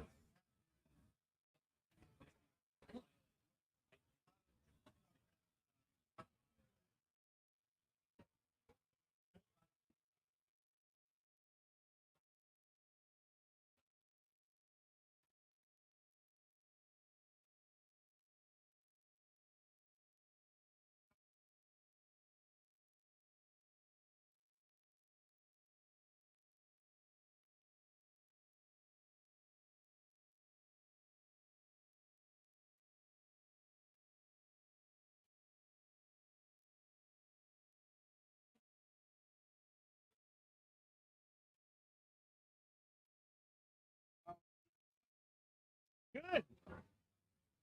It's yeah, apologies. Don't worry about it. But yeah, have a seat. All right. Let's talk about what you're talking about in your talk today. All right. How's it going? Good. Eric Lacasse, what's going on? Oh, same old, same old. Yeah. Still warm out here, but not too bad today. We got real lucky. We were like 110 like 2 days ago, and now we're gonna be like 98. That's think good. So no complaints here. You have and to wear a long sleeve shirt for the end of the afternoon here. Yeah. No, everything's things are going good, and it's kind of funny because this is my 1 year anniversary doing this. Oh wow, has it really been a year? 12 lectures. Well, what's funny is the last couple of months, there's always been like a Tech Alley milestone, right? Yeah. It was, I think May was the 4th anniversary. Yep. And then June was like the 50th one. And then like last month was 51. Yep. And now this is your 1 year anniversary. 1 year anniversary. So I went back and looked at a lot of my old presentations just to see, how things have changed. And, it's kind of funny because this time I thought about it and I'm like, I need to kind of go back to the basics. People that I've seen from the last 2 lectures since AI started going off is I'm going a lot more technical with like the embedded relevance score and vectoring, all this. And I said, people just want to know what it means, right? at, yeah, what it SEO means for really that, what it means for them. Yeah. And So- that's what's like, it's insane how much search, how much AI has changed search just in 8 weeks. Yeah. I mean, that's really what it's been, is about Right. 8 weeks, right? 8 weeks and there's a little asterisk about that. 8 weeks for the major AI mode Right. and all the GPTs, but about 9 months since AI overviews came. Yep. And that was what took over the SERP. So whenever you type something, you had that nice little paragraph.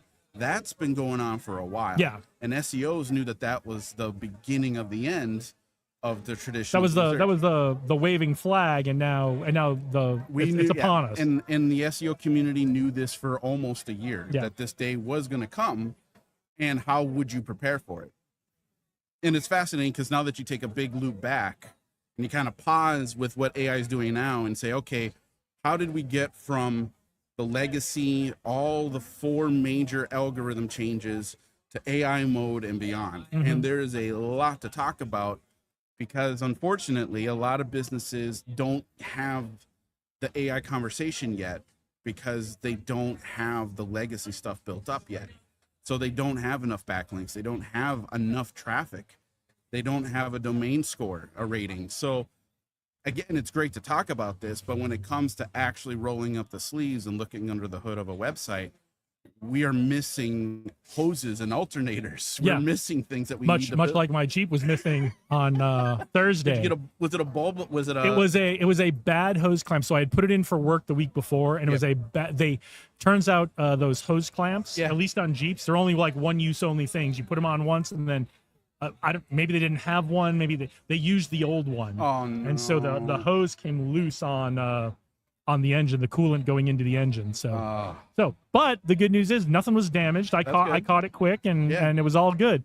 So, but yeah, and that's what because it's real easy to get caught in the technical weeds of, especially if I need to do this process every day. I need to look at this data. But it is really important every so often to come back and say, like you've heard me talk about it when it comes to the financials on startups and companies, right? It's not the numbers, it's the story the numbers are telling you, right? Yes. And it sounds like we all need to take a break from looking at our numbers and assessing and our data and all these things we do for SEO and AI and search and all that, and take a step back to basics. What's the story that my own numbers are telling me, my own data is telling me, and what's the bigger picture story? In financial terms and business terms, what's the market doing? But in technical terms for AI and search is what's going on in the search and AI and SEO world writ large. Yes. And so so what are some of the basics we should be looking at right now? Well, what we need to understand, at least from an SEO's perspective, is there is more of a symbiotic relationship between social media and SEO since June, because we can't necessarily say that what was once getting you 100 visits to your website is now to 10. But that doesn't mean that the socials are inadequate. The socials are more important than ever, because that's the old legacy system. What do you need to say consistently to drive 100 people to show interest in what you're doing? Once you get that interest, now you can see what it is that those 100 people made a decision about on your website. Right. That's what AI has changed dramatically. So we're kind of getting what we all wanted. Yep. Instead of getting 100 clicks to our website, but only 5 of those being people who stay on the website, look, and maybe contact us.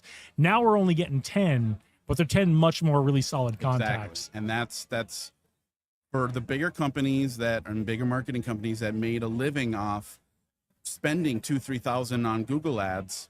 They're not getting their return, and they're losing clients, and they know it.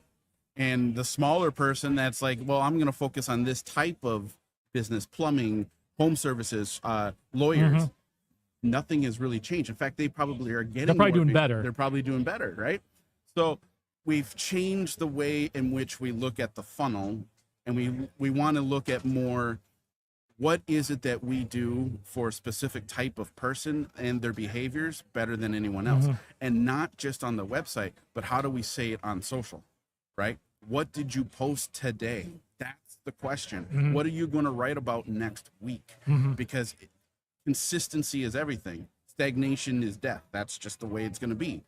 So, and it doesn't mean that because you didn't do anything, nothing's going to happen. But you have to look at the numbers to see, what did I let people know that have worked with me or want to work with me? What did I tell them today that reinforces the fact that I'm the best choice? So telling your own story is more important now than, it's always been important, but more important now than ever. And telling your own story on your own website and telling your own story on your socials and in other places, whether that's podcasts, elsewhere, and making sure that all those things match up is more important than ever. It is, and it's a symbiotic relation. We in before years in the past, it was important to know that you had some kind of presence. You had some kind of idea of what it is that you were looking, but you were looking in a more general, specific things. Like you would post on Instagram 3-4 years ago, just something on what your business was, and that would convert. It would get people to come to your website. Those days are done. Those days are over.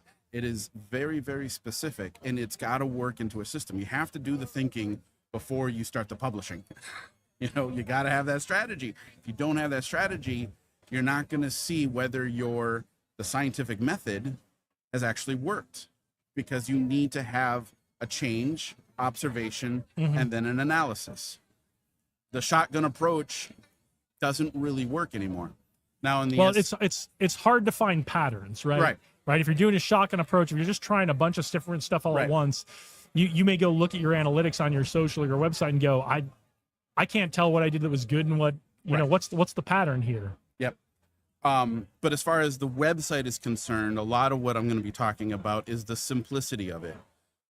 What is the first thing that someone sees when they come to your website? What is the first copy, right? It should be the most important thing about your business. What you do, who you do it for, where you do it.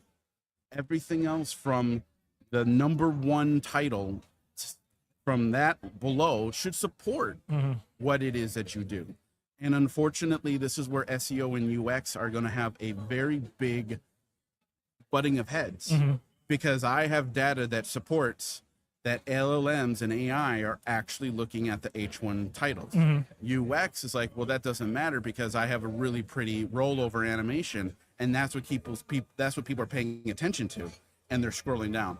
So again, even in marketing, each discipline has kind of a butting heads with something else. So you as a business owner or someone who makes choices about what goes on your website, the story you have to gain from this data, then the story that you have to learn from the numbers is, okay, people may be spending a lot of time watching my animation.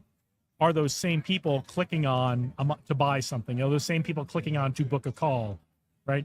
And that's right. There are multiple numbers in play, right? And so you need to look at all of them, right? Because you may have a beautiful animation and people may love to watch it, right? I mean, I look back to the '90s, the number of times we loaded up that web page for that first South Park Christmas card, right? And we spent a lot of time on that page. We spent a lot of time waiting for that thing to load, right? We didn't buy anything from anybody. We didn't, right? So time on your site isn't necessarily the useful metric that it was just a few months ago. It isn't. It's just interpreted differently. Right. Because we want to make sure that we get some form of AI mentions before we start looking at what they did, right? So if you have a good, concise, very simplistic website that lets people know what you say and what you do, and you have a lead form on there and you're actually getting AI and ChatGPT to say, yep, I mentioned this part of your website one time. Well, now you have a very good position to lay on. What was that thing that they went to? Go to that page. What was it that actually brought that person to there in the first place, right?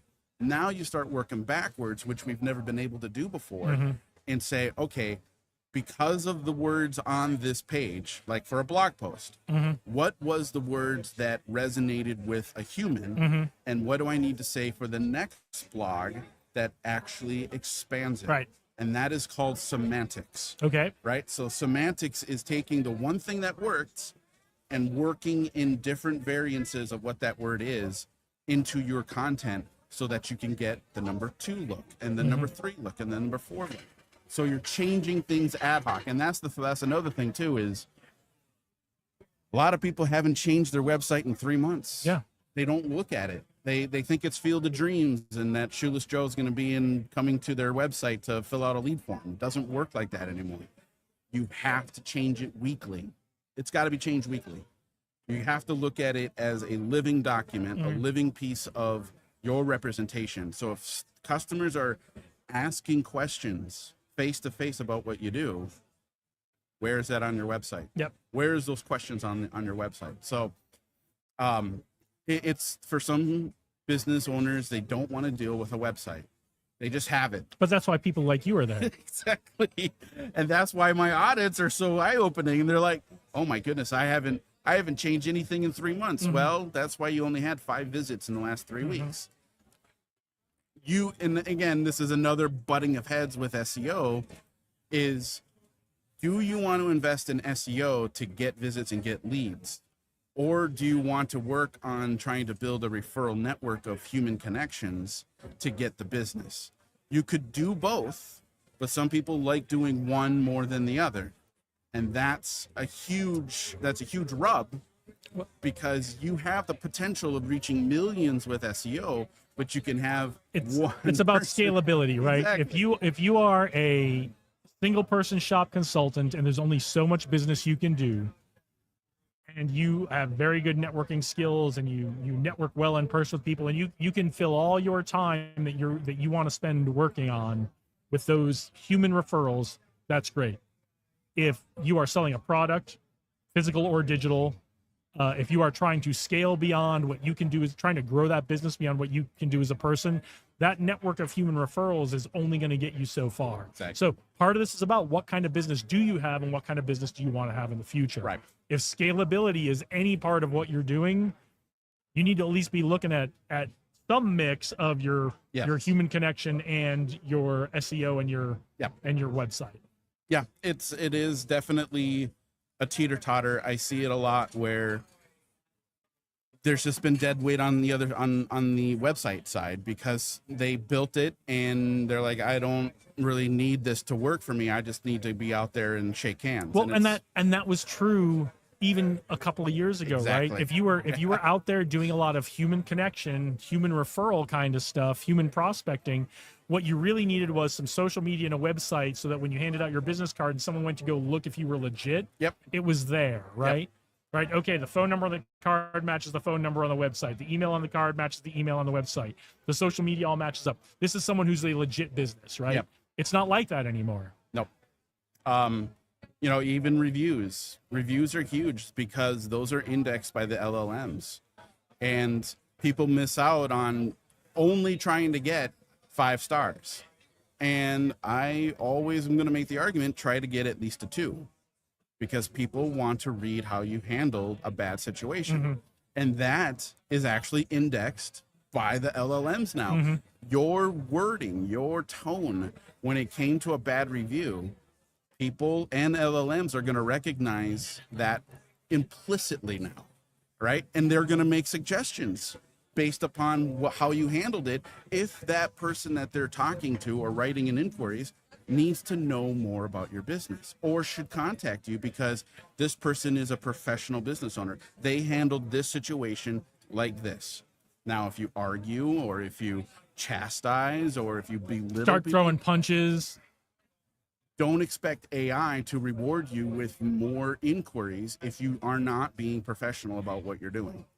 So it is absolutely fascinating, but in this presentation, I want to dial it down a little bit so that people have a better understanding of what is still going on from the old system, the legacy system, and how that actually works for today. Yeah. Because still, there are a lot of things that you could do with the old system that will get you set up for that AI conversation. Yeah, it's always good to go back to basics, right? Exactly. What does all of this mean for human interaction, right? Right. What does all of this mean for getting someone to hire me for my business or to download my app or Right. to buy my product, right? And so that sounds like that's what we're going to get in the talk today is a little back to basics. What are the things we need to think about as entrepreneurs? And then let's talk about how the tech helps us do that. Absolutely. And people don't need to be worried, should not be worried about AI when it comes to their business. AI is a tool. It's helping mend the problems that we had with the old blue links, where we would spend way too much time going from page 1 to page 2 to page 3 to think about clicking for a solving of our problem. AI has said, we don't need you to do that anymore. Yep. We'll help you with what you're looking for. And it's remembering what you're saying. It's remembering what you're clicking. It's remembering all these things. So it's a great thing because those people that are going to come to your website from now on, because the time for development is over. It's already here. It's already being done. Now it comes back to the person instead of trying to game the system. It's the individual now. What are the type of people that you want to work with and how are you reaching them today? And AI lets you do that in a way that even So much the most faster. sophisticated social media analytics targeting didn't let you do. Right. It just wasn't at the speed that it needed to be. And, even with AI, there's a lot more questions that are being asked because what is the next step? Well, Google made $1 trillion because of their Google ads. Where are the Google ads on Gemini and ChatGPT? They're not there, but they will be. Now we open up a whole new element of commerce, and this is my prediction by the end of the year, is that there will be an optimum click price for certain words for AI to suggest that individual business in the LLM. Yeah, it's gonna have to go to something like that. Right.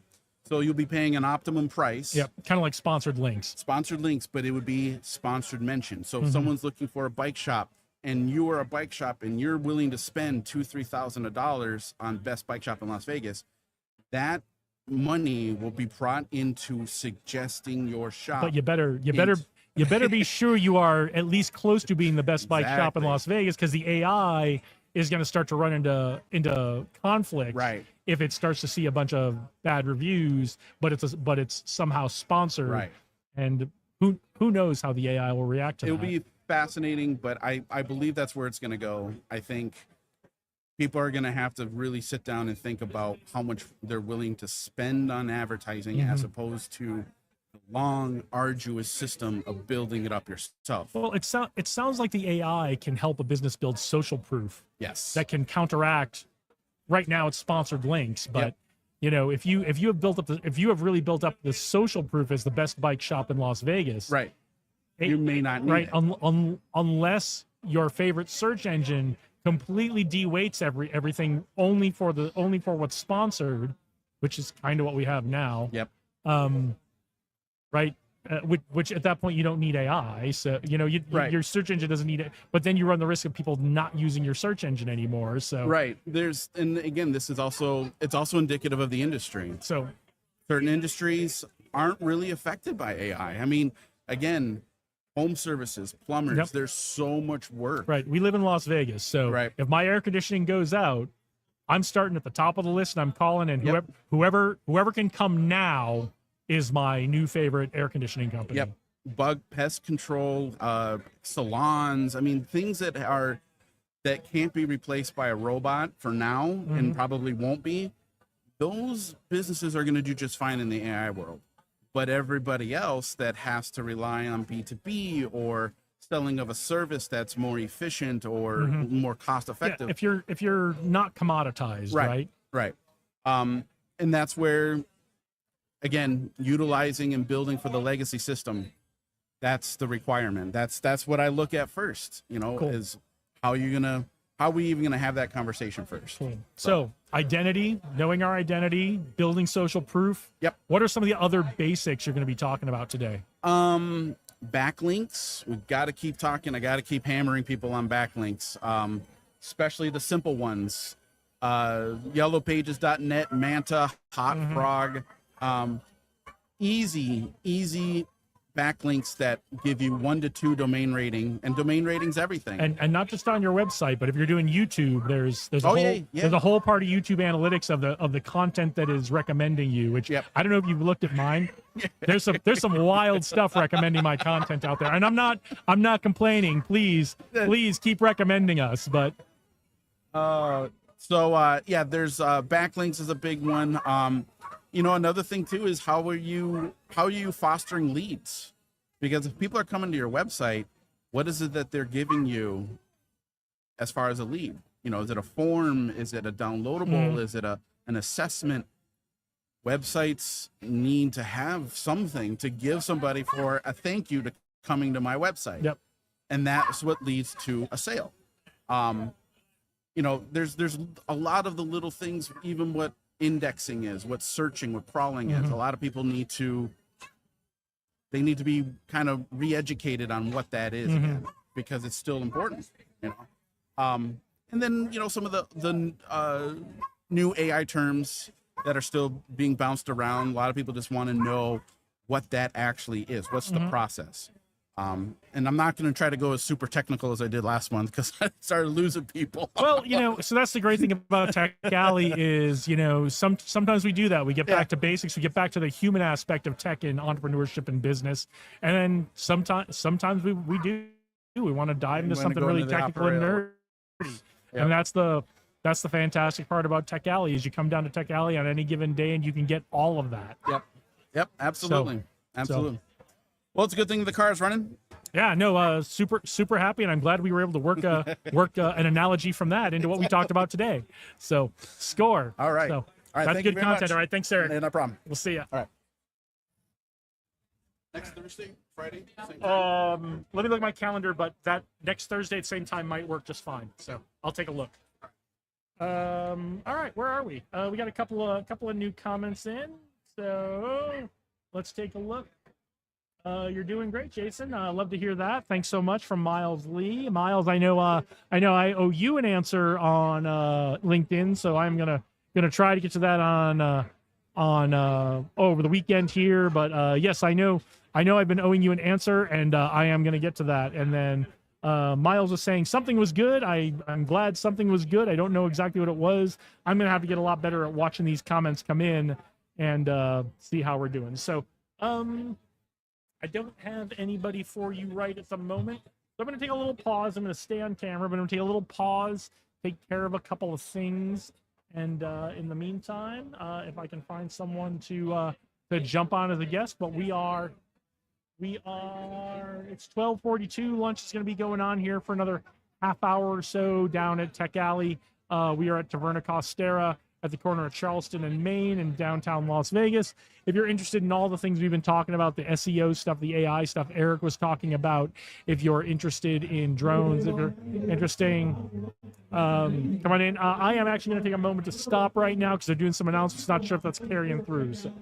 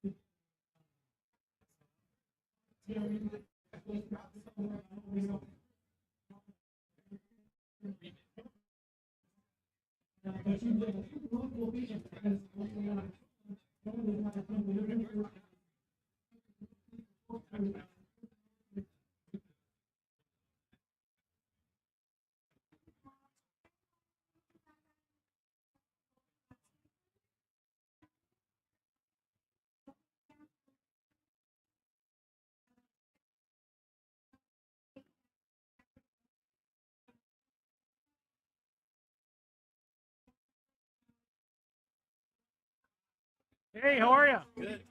Yeah, jump on. Ooh. Have a seat. Get close to that microphone. Awesome. All right. Just like that. I'm sorry. I know we met earlier. What was your name again? My name is Miel. Was your Miel. name Jake? Jason, sir? yeah. Jason. So tell us about what you have going on today. All right. So I came here today with the Tech Queen Elite Training Institute. Yep. And essentially what we're all about is training, certifying, employing, and deploying the next generation of cybersecurity professionals. Okay. Yeah.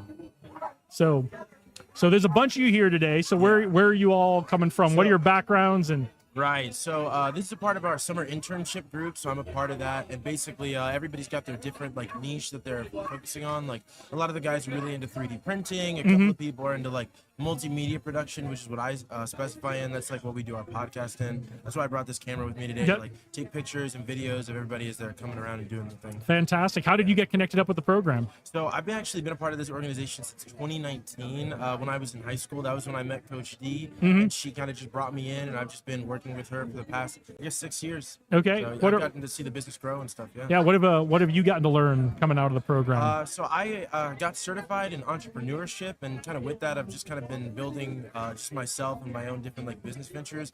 Something I did with that was online video game stuff for a really, really long time. I was doing paid carries and stuff within video games. I had my own business set up, and that was really cool for a time. And then right now these days my main focus is multimedia production, but I've also gotten to oh gosh, because it's literally so much. There used to be a Zappos. Are you familiar with that? Yep. Yeah, we have our annual technology summit, so I got to host that, and Okay. because I do theater and stuff on the side, so I got to host that with the late Tony Shea, who used to be the CEO of Zappos. I've gotten to do like an anti-bullying campaign across Vegas. We just went to Dallas this summer. I mean, we've literally gotten to do so much just across the 6 years. It's like a lot. So when is your annual summit coming up? That's every January at City Hall. Okay. It's only for Las Vegas high schoolers, Pacific high schoolers. But yeah, it's a great program because like a lot of our community partners come out. I can tell you, this year we had the Las Vegas Aces come out, and they had one of their coaches come and speak to the kids. We had people from Google, Microsoft, Verizon just come and like they lead sessions similar to this. So it's like this, but for high schoolers, they can come just learn more about technology. So this is a program mainly focused on high schoolers and getting them into. It's for everybody. Okay. There's something for everybody. So specifically for high schoolers, that's like with the Tech Queen Elite Training Institute, but there's Nevada Help Desk, the United States Help Desk, which is for all 50 states. So it's all people, like high schoolers, college age people, and up to like 75. Like anybody can. Awesome. Be a part, Awesome. yeah. How can people get connected up with it if they're interested? I think the best way to do it is just to Google those different things. So it'd be like the Tech Queen Elite Training Institute, Nevada Help Desk, and the United States Help Desk for anybody who might not be in Nevada. Okay, cool. What's coming up for you? What are you working on? I go back to college next week. I'm finishing my senior year. Where are you in school? I go to school in Kentucky. Okay. So, yeah, I'm going out there, finishing my degree, then coming back here. Gonna keep working with the business and Fantastic. keeping it grow. Yeah. Fantastic. And what's coming up for the business in the next couple of months? So I know in October it's going to be really big because we're actually partnered with the Department of Defense. On October 1st, like there's a law that's coming into place where certain defense contractors are going to be needed all across America for businesses to make sure they're in compliance with the Department of Defense. So it's something to do like with CompTIA and getting your certifications there to make sure every business in Nevada, not in Nevada, in America can like be certified. That's not my specific niche, so I'm not too familiar with it. Okay. I know that's like, but that's coming up, and that's something that the business is focused on, is helping people get these certifications. Right. So that way they can be in compliance with the Department of Defense. Okay. Right. Cool. And how, if someone was interested, whether they're a high school student or 75 years old, if they were interested in working with you guys, how would they reach out to you guys, and what would they need to do? I'm just gonna another shameless plug. Look up the Tech Queen Elite Training Institute. Try to get in contact with Coach D, and she can equip you with all the steps. Whether you are a business that needs contractors or you're somebody that's looking to become a contractor, all those options are available to you. Just looking up the business. Awesome. Yeah. Well, is there anything else you want to leave us with? I just want to say this is awesome, and thank you for your time. And yeah. All right. Thank you for joining us. All right. Enjoy the rest of Tech Alley. All right, let's see if we have picked up any additional comments here. No, it looks like we're caught up on comments. So, yeah, I'm going to try to finish what I'm doing here.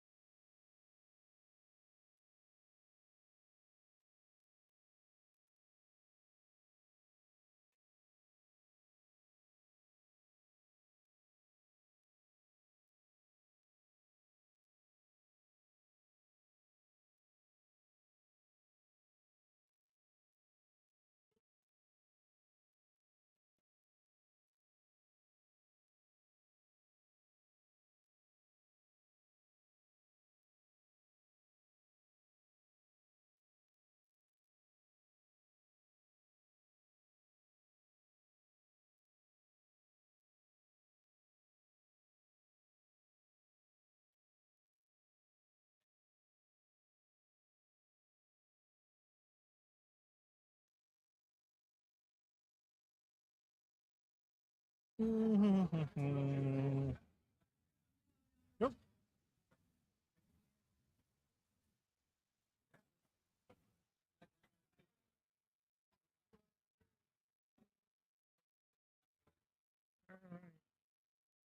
What is happening here?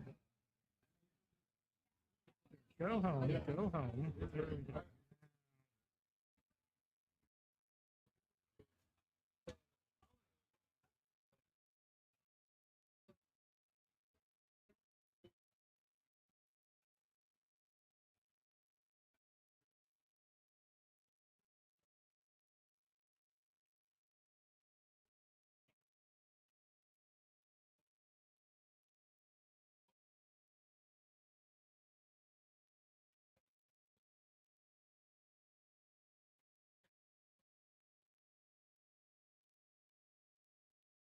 Hey Ben, how you doing? You want to jump in the seat here?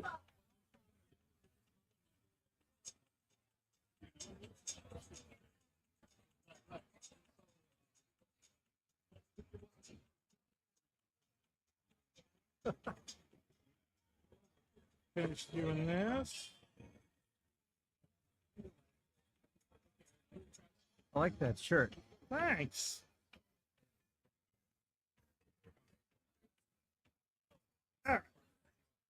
This is a nice setup. There we go. Yeah, we've built it over time. Well, everybody, welcome Ben Lafsky, Pleasure. friend of the show. Always always helping us out. Both helping us out sometimes with our setup and teardown and being on the show with us, and also helping us out when we do the Monday show by being the creator and the person who makes sure that Tech.Vegas has lots of great information about events for us on there, because I want to make sure we're representing all the events in town, not just the ones that I kind of hear about. So you do a great job making sure that everything is kind of up on Tech Vegas and your other websites. Thank you very much. It's a labor of love. Yeah, absolutely. So what's going on? What have you been up to lately? Oh, just a million events going on around town. One of the groups we work with is called Levima. Yes, I wanted to ask you about a marketing association. We had 125 marketers at Myron's for an afternoon program and an evening mixer. And it was movie-themed event, so I made a movie trailer using AI. So I'm going to talk about that this afternoon. Okay, your demo time. Your demo time. So that is going to be coming up in about 20 minutes. Yep. Over in the theater, right? That's correct. So if you're in Vegas and you want to hear about Ben's movie trailer and the Levima event, which I do want to hear a little bit more about, because our friends, I know Lauren was there and Nadia was there, and I'm also going to be speaking at the Henderson Tech Alley. Okay. With more expanded version of this talk. I get more time. Yep. And probably audio video that'll work a little better. We'll see. We'll see. But I love Henderson Tech Alley, but when I gave my talk, we had challenges as well. So right. it's always live events are always a challenge. No shade on Tech Alley Henderson. Your presentation became a green screen because I took a picture of you and made a dinosaur attacking you while you were talking. Which, not out of the realm of possibility for my life. So, but for the movie trailer, I took our friends like Nadia and Lauren. I made them into movie characters. I put them into situations in recognizable Las Vegas iconic locations, took other movie characters and put them all in, made a soundtrack, had the movie trailer guy voice in a world, the deep voice with gravitas. Just had a blast putting that together, and it was a lot of fun for the event. My favorite part of that is the guy who does those deep gravitas voices is also the guy who does like the rom-com stuff. It's like Annie Oakley just couldn't catch a break. Will she ever find? It's the same guy. He does all of them. So tell us a little about Levima. Well, Levima is a 21-year-old digital marketing association. It's so old we used to have to explain what digital meant in terms of marketing. And it's lvima.com. It's the Las Vegas Innovation Marketing Association. My business partner and I have been involved for about 17 or 18 of those years, and she's the current president of the organization. I have graduated or been put out to pasture as a emeritus sort of board member. It's okay. That's the move. Is like that's what we'd always do in the military. Like you when you moved up, you'd be like, okay, in charge of this anymore. Like, hey, Captain or Lieutenant, you're gonna do this, but I'm gonna stand here and make snarky comments to get you to do it the way I want to, even though you're gonna do the work. Well, sitting back and be like, you know what you all should do? Yeah, somebody should do this. Oh yeah, that'd be great if not you me did this. Not me, but somebody should do this. Yep. So the group is great. It's digital forward. It's free for local marketers. You can sign up on lvima.com. It's paid for by our sponsors, who are largely big ad networks. And because it's innovation, it's always been the place where I've learned about every tech trend in marketing first. It's the first place I heard the term programmatic years ago. It's the first place OTA, which is over the top advertising. All of the things that are currently common parts of the ad stack were evolving and invented and brought to that group first, years before they became commonly known. Excellent. And you did this event at Myron's, which is a cool little venue. Myron's is a fantastic place. It's part of the Smith Center down. I mean, it's right over there. Like, you guys can't see it, but yeah. Well, the Smith Center is a fantastic facility. For the event, we had the president of the Smith Center speaking. We had 8 different segments, sort of TED Talks, mini TED Talks, or fireside chats. So you got a flavor of what's going on in marketing or what's coming up and the trends that are happening. The ways, especially that AI have taken over the platforms that we all used, reinvented the workflow, taken things that used to take days, weeks, research, and turned it into a button push, and how that's just affected the industry. So that was fantastic. The venue is obviously first rate, absolutely world class. So it was a pleasure to be a part of it. I've been putting on that's sort of the Super Bowl of Levima. It's called Digital Technology and Planning Day every summer in July. Just a real pleasure, and I was very pleased to have a very small part that kind of gave everybody a fun kickoff to the event. Yeah, that's what you want to do, is like, hey, look at this cool thing Ben did. Now watch a bunch of talks, right? Right. But you're the hero who got it kicked off. So that's right. So what were some of the big takeaways from the talks at the event? I think nothing that's going to be too surprising. It's everything right now is the arms race of how AI is reinventing how we do our work and what's possible and the speed at which everything happens. So the platforms that you used to use to do media buying years ago became platforms where you said who you want to reach. Now they're platforms that soup to nuts will do everything with a little bit of guidance and prompting. So that's from creating the creative to generating A/B testing, audience A/B testing, to the media buying, to the whole process has just it's space age, really. Fantastic. And that's what is being used at all the biggest brands and agencies in town, and that's who's in the room. And that's something you can get access to if you want to be part of what's coming up for. So what's coming up for Levima and the events coming up? This coming week is a busy week of events. Levima has a charity event at Town Square. Okay. At I'm sorry, I'm forgetting the arcade name at Town Square. GameWorks? It's not. No, I don't know. Anyway, so Levima has that.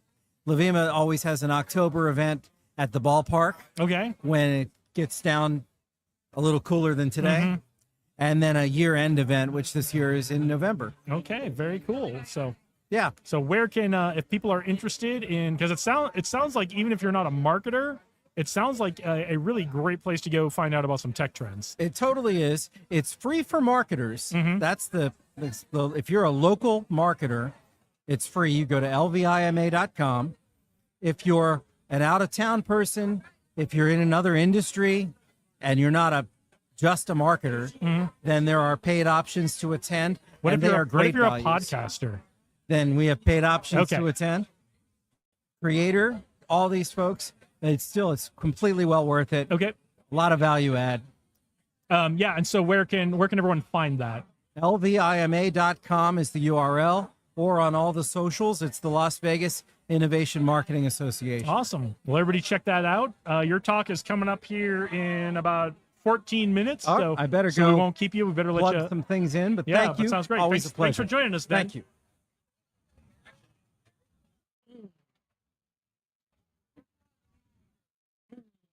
I think I completed my task.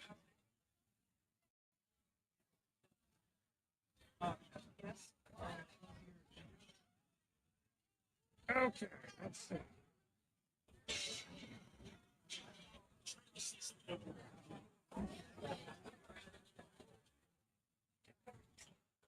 All right. Okay. Whew. All right. It is getting a little warm. Let me check. Not sure how much longer we're going to go, but let's be smart about what we're doing here.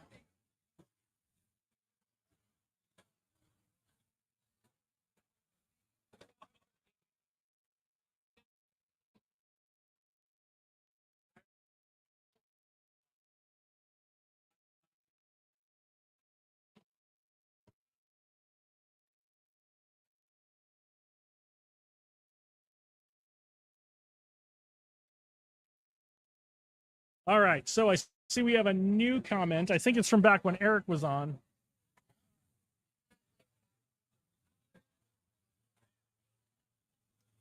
Yeah, let me, I see your comment. I see your question, Miles. Let me see if I can get Eric back to answer it.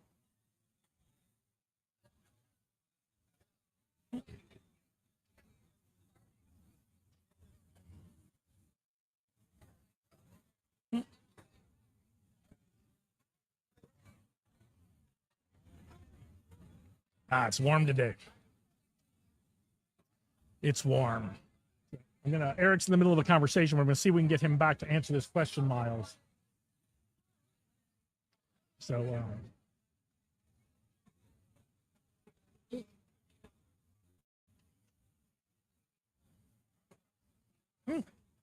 no, you, Eric.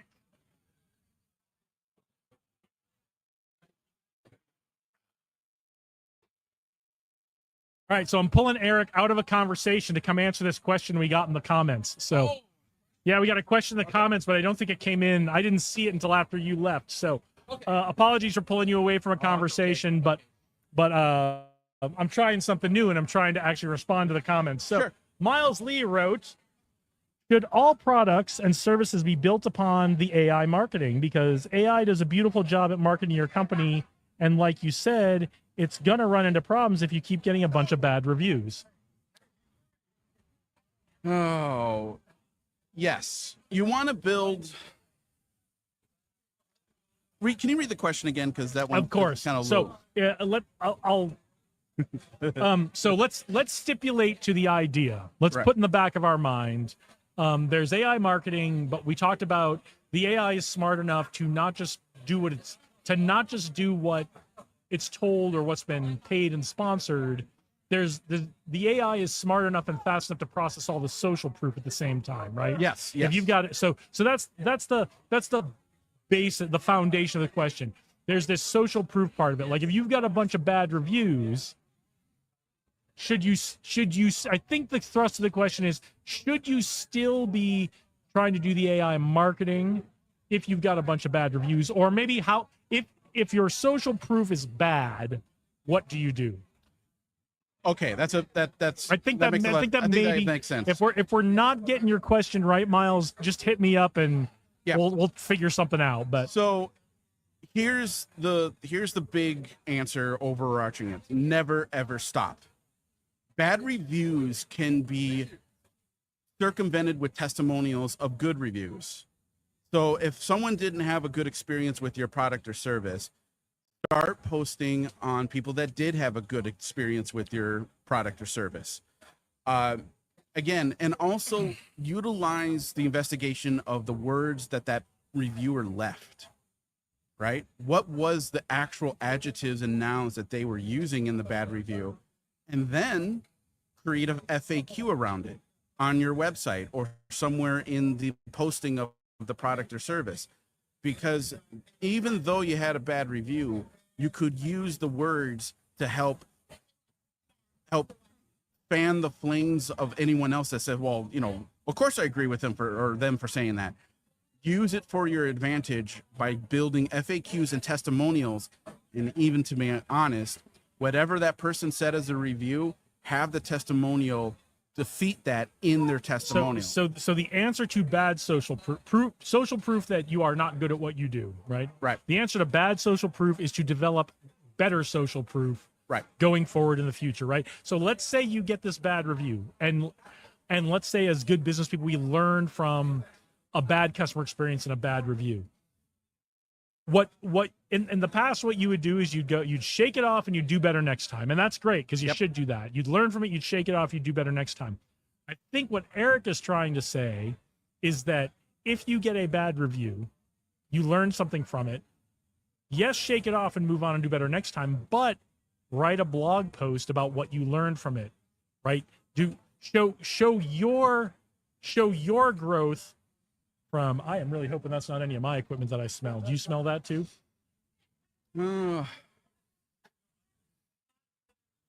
It's fine. Yeah, I smell it, but I don't think it's coming from here. Oh, no, there's a smoker. You see the smoke up there? Yeah. All right. So show your growth journey, whether you do a video, whether you do a blog post, do something, and probably do both, right? Yeah. Because you can do a video for social media, you can turn that into a blog post, you can use, recycle that content. You can put that in your facts. Like, what about this? What if, what if this happens, right? You can, there are a number of ways you can develop better social proof from a bad experience. Absolutely. And it's nothing to be worried about. I mean, it was kind of a 4 or 5 years ago was, oh God, what do I do to circumvent this? With AI and with social proofing, there's a lot of ways to go around it. And there's also a way to be a human about it as well. There's nothing wrong with saying, I feel bad about this customer experience. I was having an off day. I'm still figuring out. There's a huge amount of social proof in being human about the stresses of having your own business. And a lot of people are too afraid to be that open, but that would help you. It would help you immensely.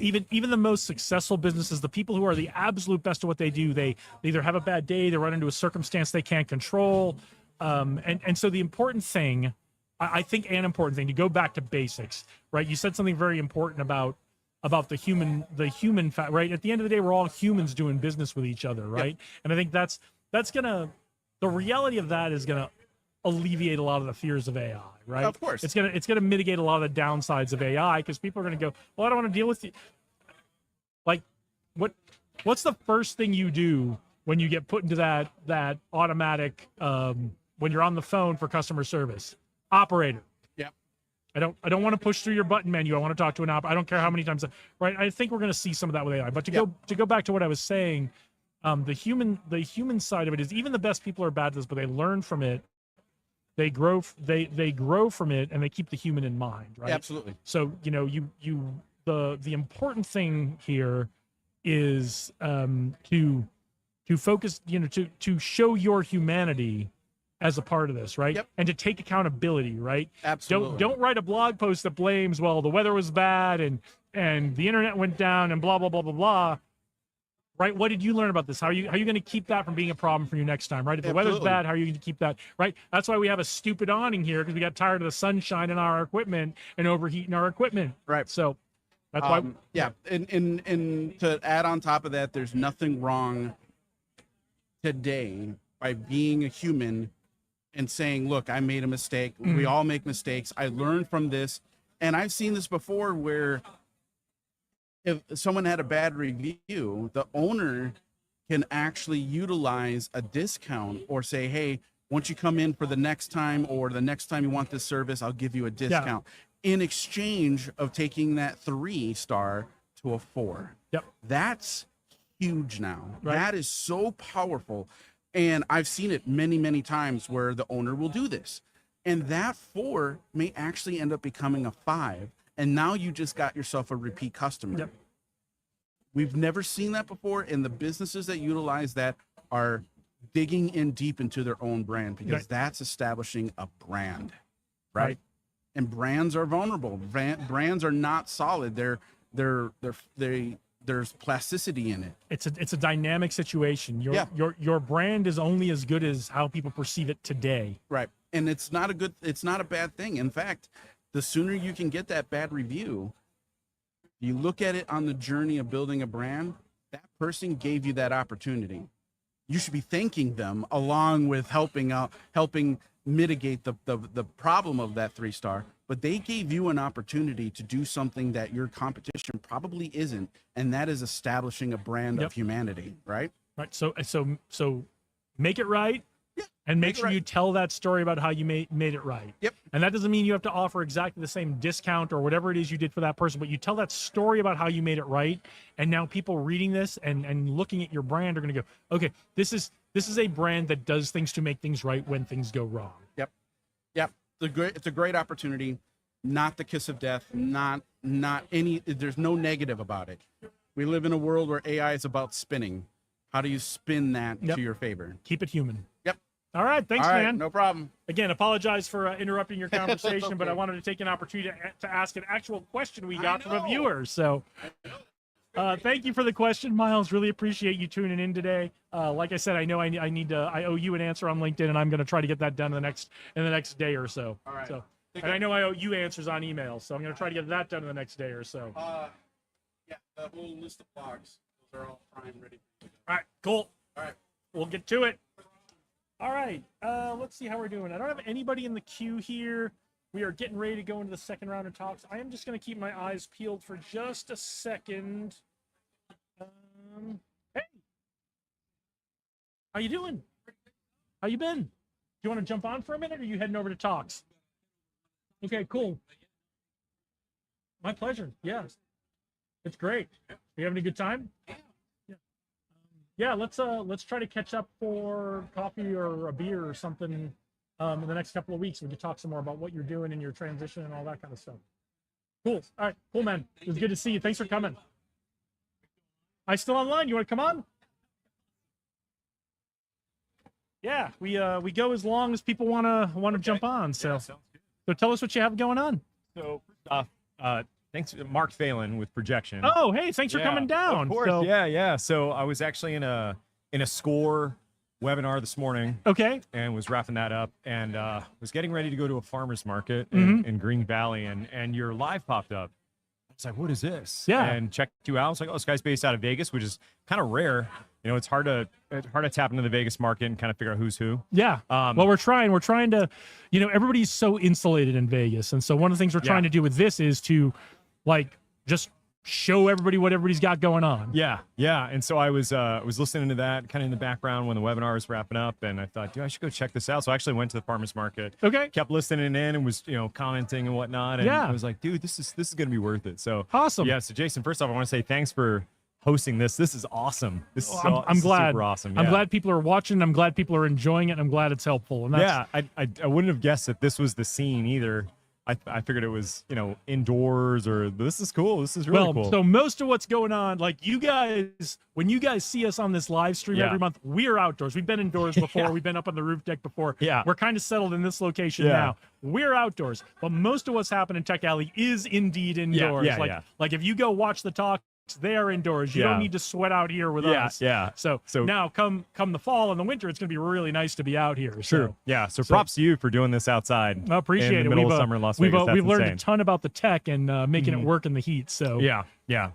So thanks for having me on. So my name is Mark Phelan. So I'm the founder of Projection, Projaxon.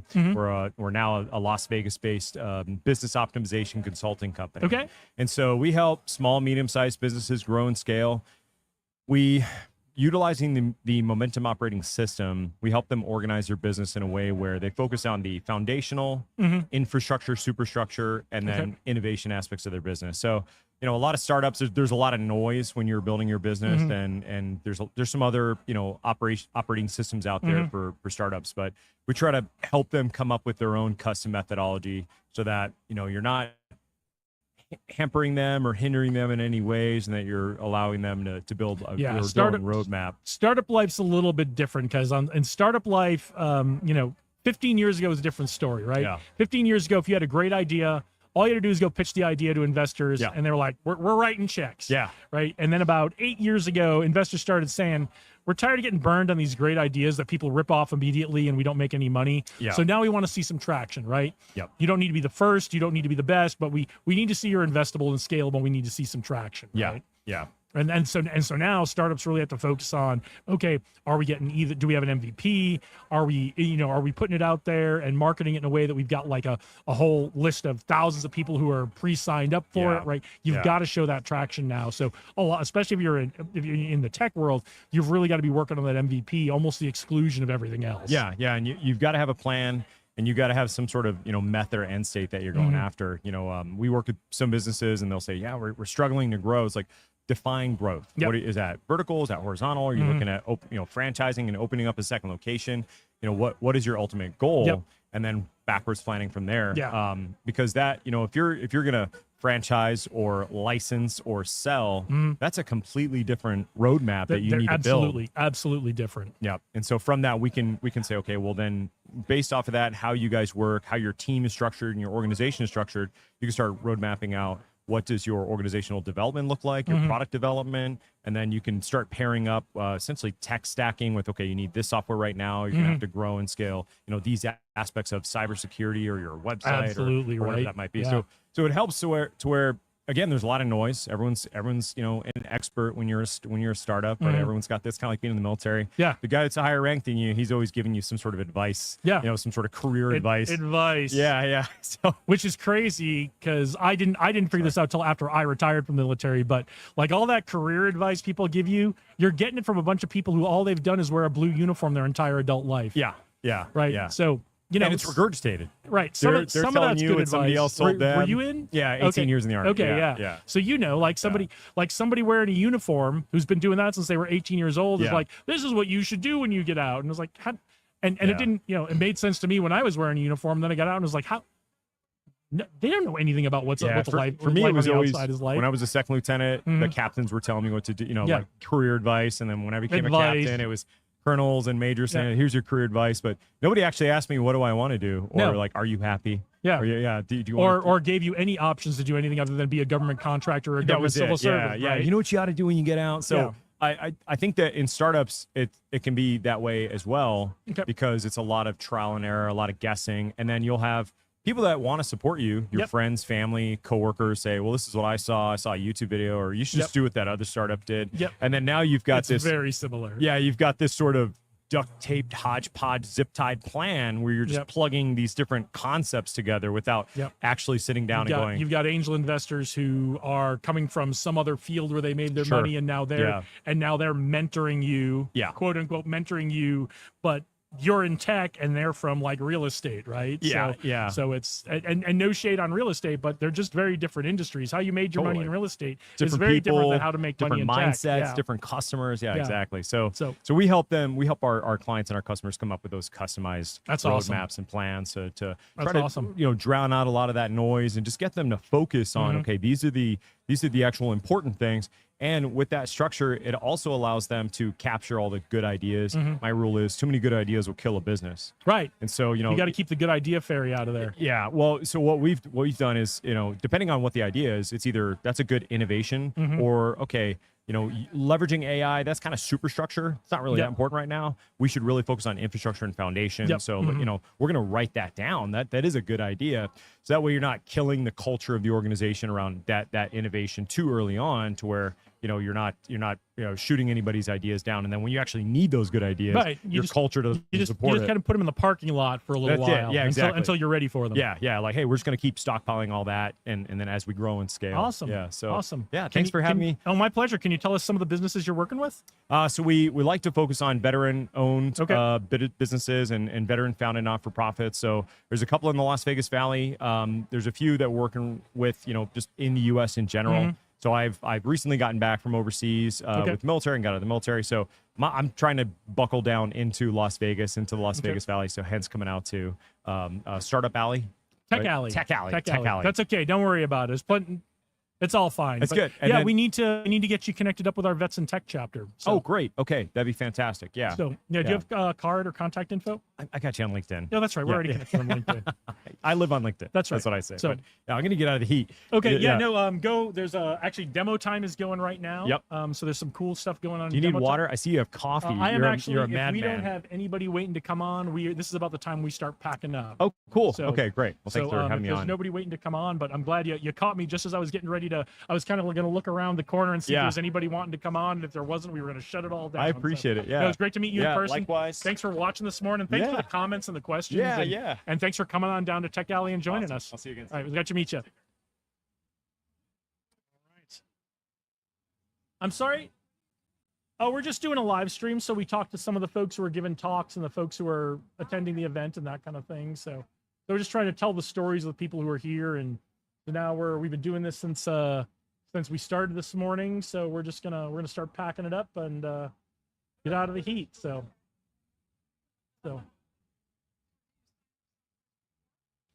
Nope, it's just open till, if anyone wants to come on, we just kind of people kind of hang out and say, hey, can I come on? But we got going a little later than normal. We try to get going right after announcements. We really just have you come on and talk about whatever you want to talk about. So it's, if you're somebody I already know and I'm like, oh, this is our friend who's doing this, and the more I know about what you're doing, great. But if I don't, I just ask you to tell us who you are and what you're working on, and then whatever questions I've got, I ask you those questions. So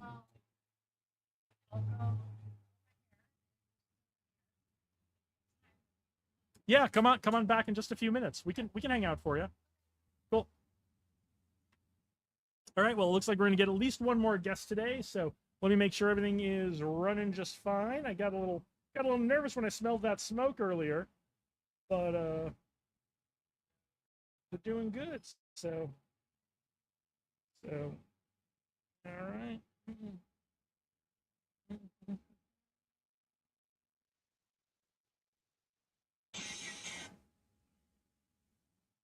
Okay. Whew, all right. Let me check on this thing. We'll get a fresh ice pack under there.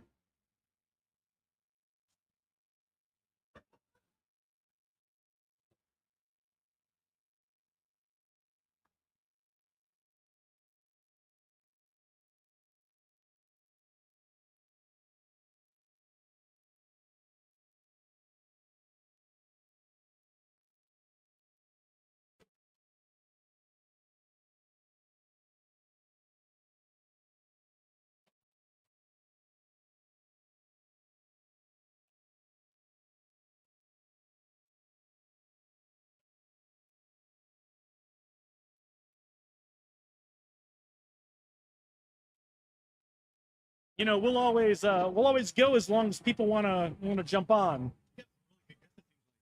We had a great day today. There were a lot of, the last guy who was just on came down here.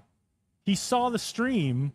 Oh, really? He was at a score seminar, and like I guess he was poking around YouTube or LinkedIn, wherever he found it, and was kind of listening towards the end of his score seminar. And he had a bunch of questions about how long you guys going to be there, what's going on with the event. He came down, so cool. We gotta we're achieving the goal of what we set out to do with this live stream, is to get people in the community here in Las Vegas to come on down here and check out Tech Alley. And he's got a company as well, so we talked about what he's doing and how he's supporting startups. So here's Tech Alley, New York. Oh, that's fantastic. How did that go? She said it went really well. Yeah, you didn't? Did you go out for it? No. I ain't got that kind of cash. Oh man. I would have found the cash if like I didn't know it already happened. I would have, if I'd known, I would have been like, oh, I might go out there with like my phone and some microphones and I'll let you know the and next. catch some. Yeah, I would love to go out. She's gonna do for next month, but she went all out, man. That's fantastic. So, yeah, well, that's exciting. Tech Alley New York kicked off. We talked about that last time you were on. Yeah. So, yeah, tell us about what were some of the success stories out of Tech Alley New York. Well, all I know is it went really well. Awesome. And they're just showing you the pictures, and Kim, who's a leader over there, it looks like she had a fantastic time and a good turnout. And she said next one's going to be a little more casual. Oh, was it a little stuffy and formal? Well, I don't know. I think that she did a heck of a job putting it all together. Sounds great. It looks like there's pictures up on the website. I'll be putting them. She just sent them to me. That's fantastic. So I'll be putting the pictures and the videos, and we'll add New York to the events list. Yep. So we can get the more information out. And I know that there's some people that once they found out that there is a New York one, where it's like, hey, I got people that I know in New York that would love to. Yeah, absolutely. Get this one. So absolutely. I'm eager to connect her with. I think that's those so folks. huge. It's so huge that the well-established startup community in New York wants to learn from what we did here and wants to bring this to them. Well, I think it was exciting too. Is all the new options or promotion opportunities we have that we're creating with Tech Alley. You heard this morning that we put together a website. We got the Inside the Alley magazine, digital magazine, and it's focused on letting founders and business owners tell their story to the world. Yes. Right. So it's really easy and simple. So it's AI driven. So you access it, and then it asks you, all right, what's your name, and Yep. you know, what do you want? What do you want the outcome? What are you doing with this interview for? Yep. And you say, hey, I'm promoting my new whatever. Yep. And then it says, all right, well, cool. Let's start learning about you. And then it starts asking questions based off of what it learns about you. Yeah. So everybody has different questions that are being asked. It's an exclusive interview just for you. Which is how a good interview should be, right? Yeah. And so it'll spit out 3 questions based off of how you answered your previous questions. And then you can choose which ones you want to pick, and then you answer the question, or you can have AI help you generate the answer to that. And then once it's done, it generates an entire article, and then allows you to upload a picture to create a magazine cover, right? A Rolling Stone style magazine cover. This one's a little different. Little different? Yes, I'll show you here. It's since it's the Inside the Magazine one, we went a little.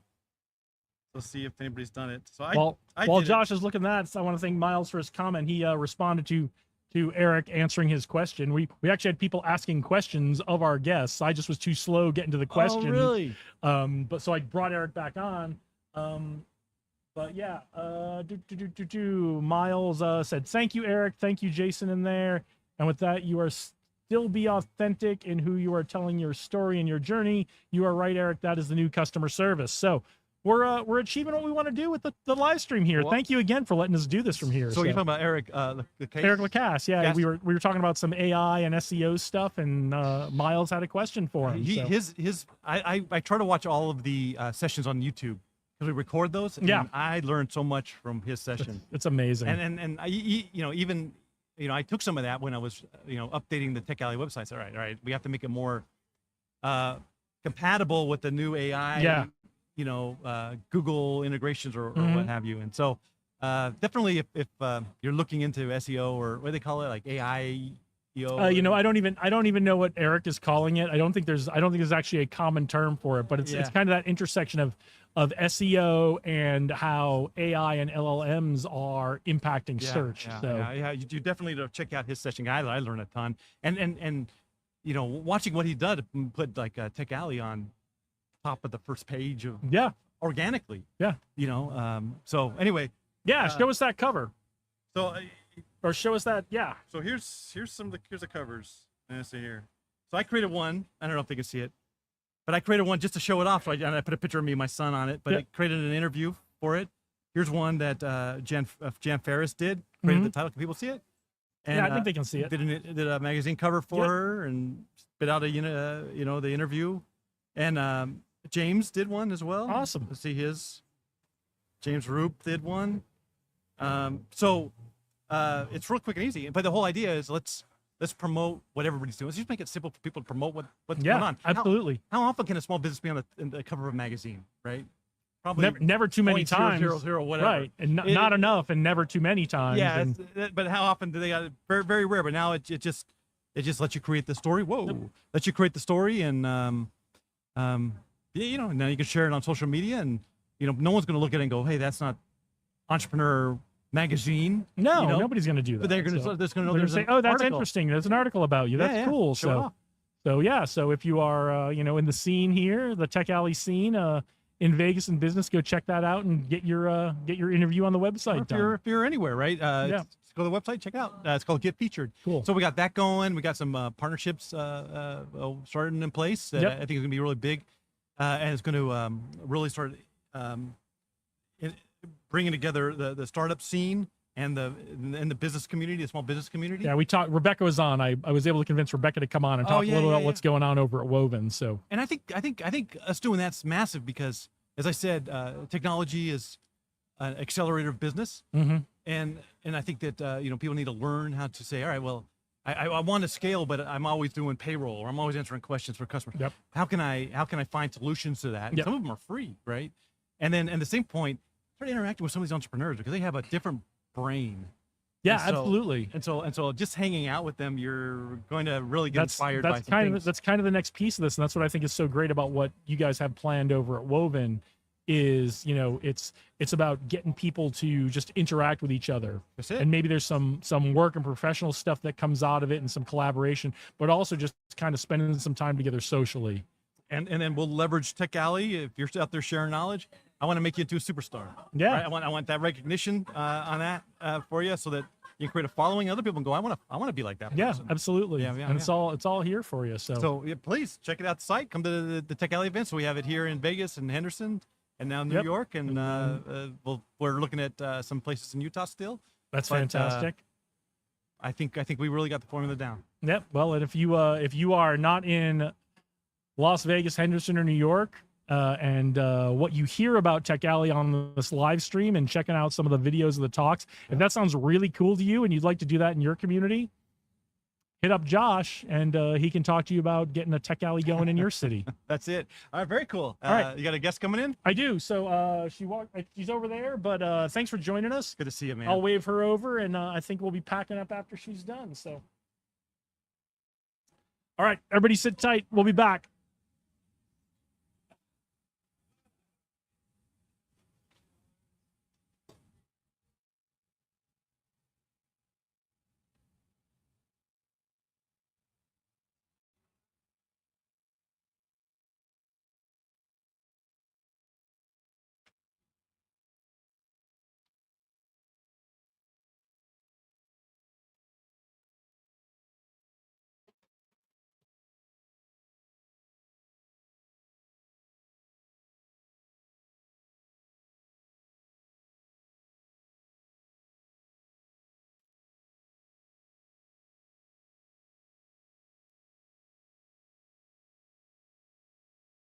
All right.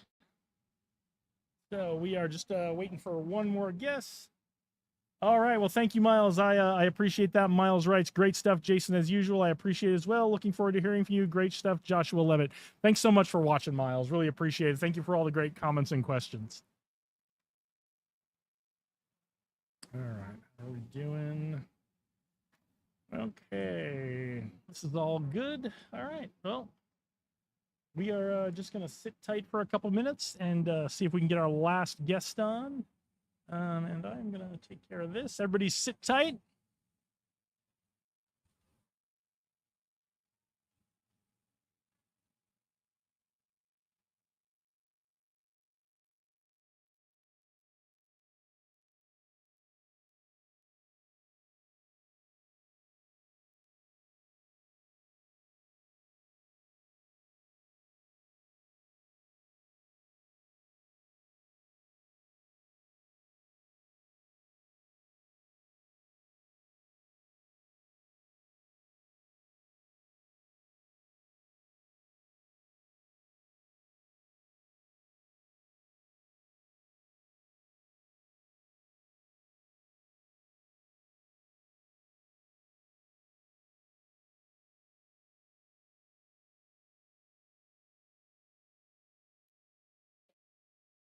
All right. So while we're waiting for our next guest, let's so administrative stuff.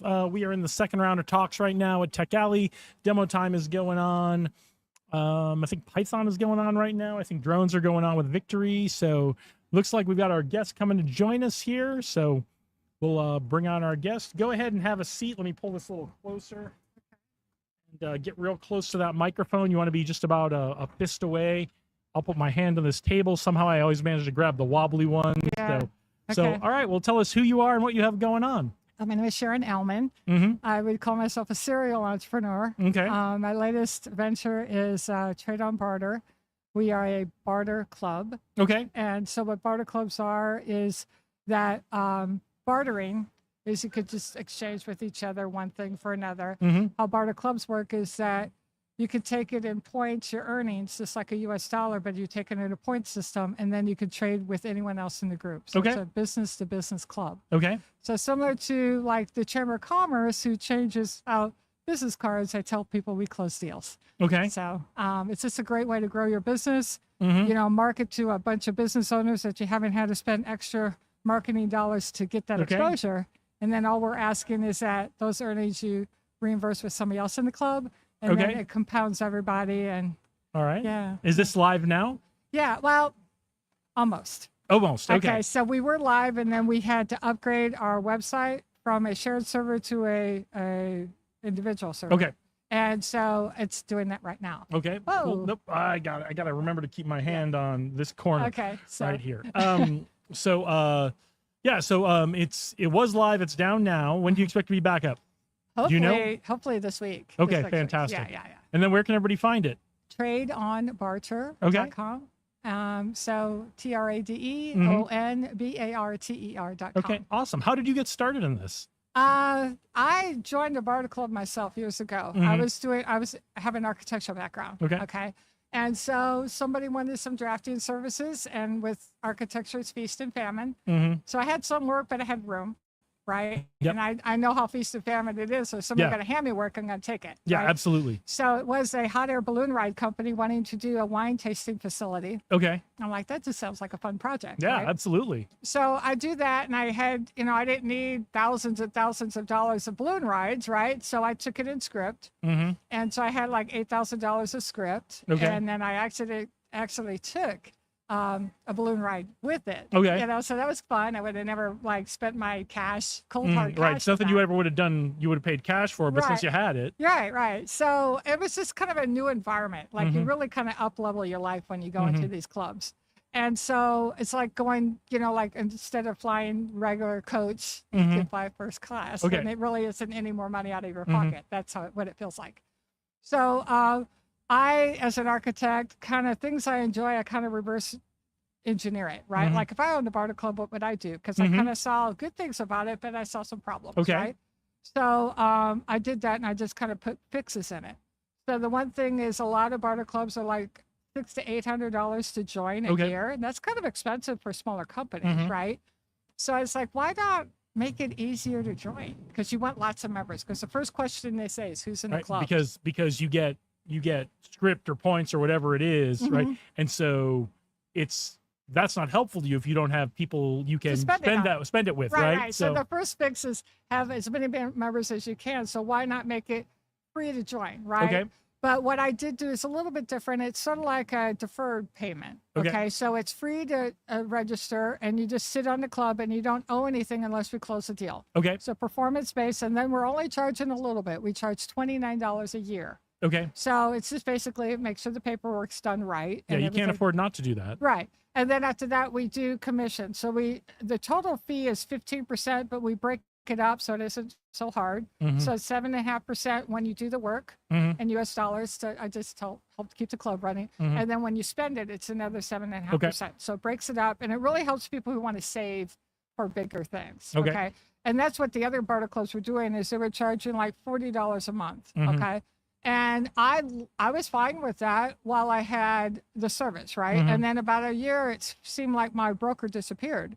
Like, wait a minute, I'm spoiled, right? I was getting work every month, and then he went to help somebody else. But I was trying to justify it. So, well, I've got like 20,000 on this club, and it's only $40. Okay, makes sense. And but I was saving for my kids' college. Okay. Right, because they had a 4-year ride tuition on barter. Okay. And I was like, wow, right? And what's another good thing about the barter club is you'll stand out, right? Because they were the only university on the club. Absolutely. And so, and I had a kid in high school. So when I figured that out, I knocked on my kid's door. I said, guess what? Guess where you're going to college? Well, I might be able to pay for it, right? I wasn't even going to be paying for it before. And I was like, Clayton, I might be, paying for your college. I said, but you got to go to this college, right? But then again, you stand out. Right. And so that's where the difference is. Like if you got a dentist office or whatever, there's so much competition. but you could be just one or two in this whole club. So when people are looking at their extra money, where could we put it instead of? That's where it gets exciting. So are there any particular kinds of businesses you're looking to bring in as you do your initial recruiting for the Barter Club? Sure, right. So I'm really focusing on the B2C because people want to spend quickly, right? Make sense of it. So food and gas are the number one and two, right?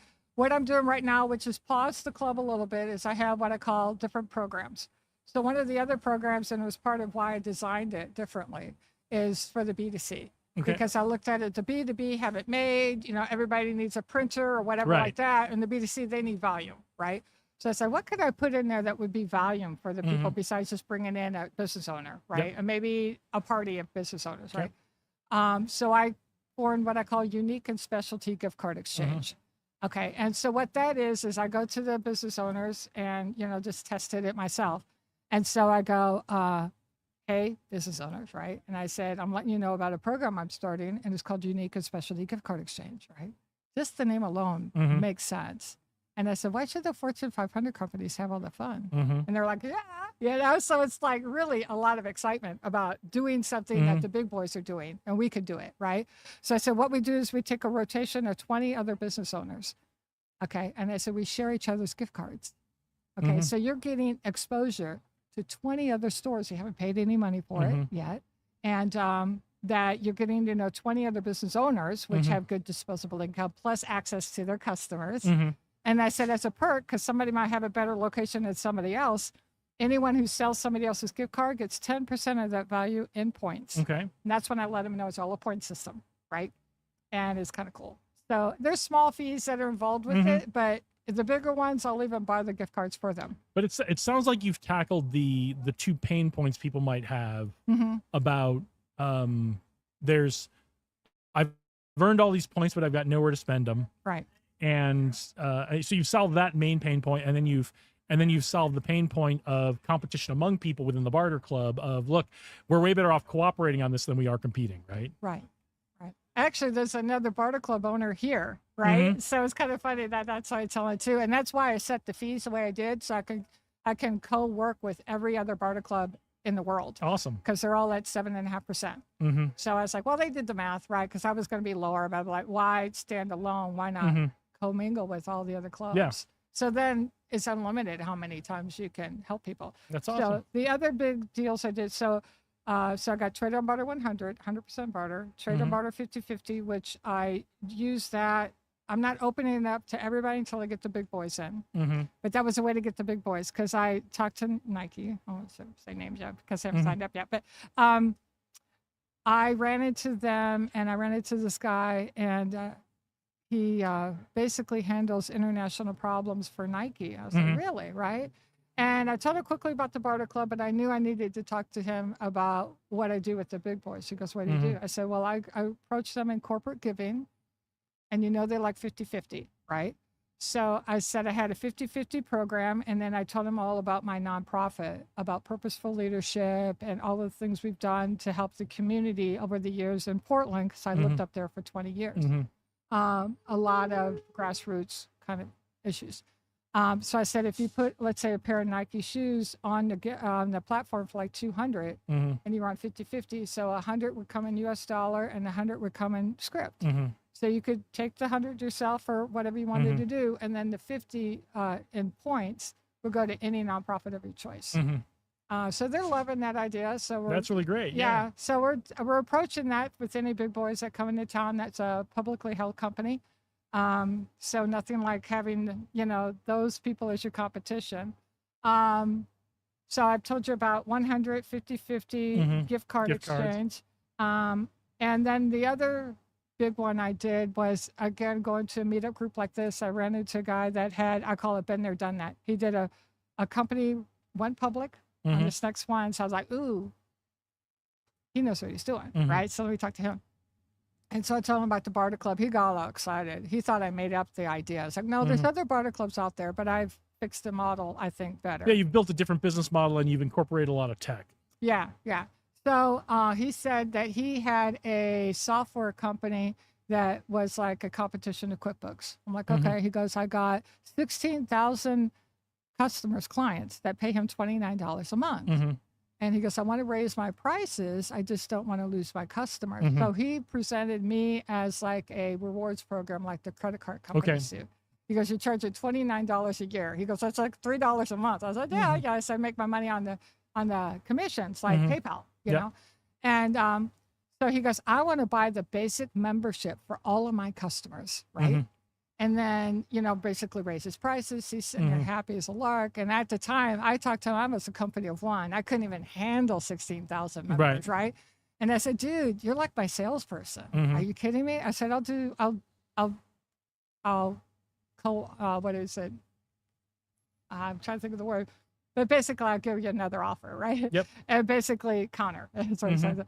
So what I said is, I'll give you half of that close. It's a $400,000 close. Okay. I said, I'll give you half of that close, but I want to do a joint venture with you. Okay. So you take your 200,000 and help me rebuild my website to handle this volume. And I'll take my 200,000, build a sales team, let's rock and roll. Okay. I said, after that's done, since I got to do most of the work, I'll give you 10% ownership of that joint venture. Okay. And it basically be like a royalty.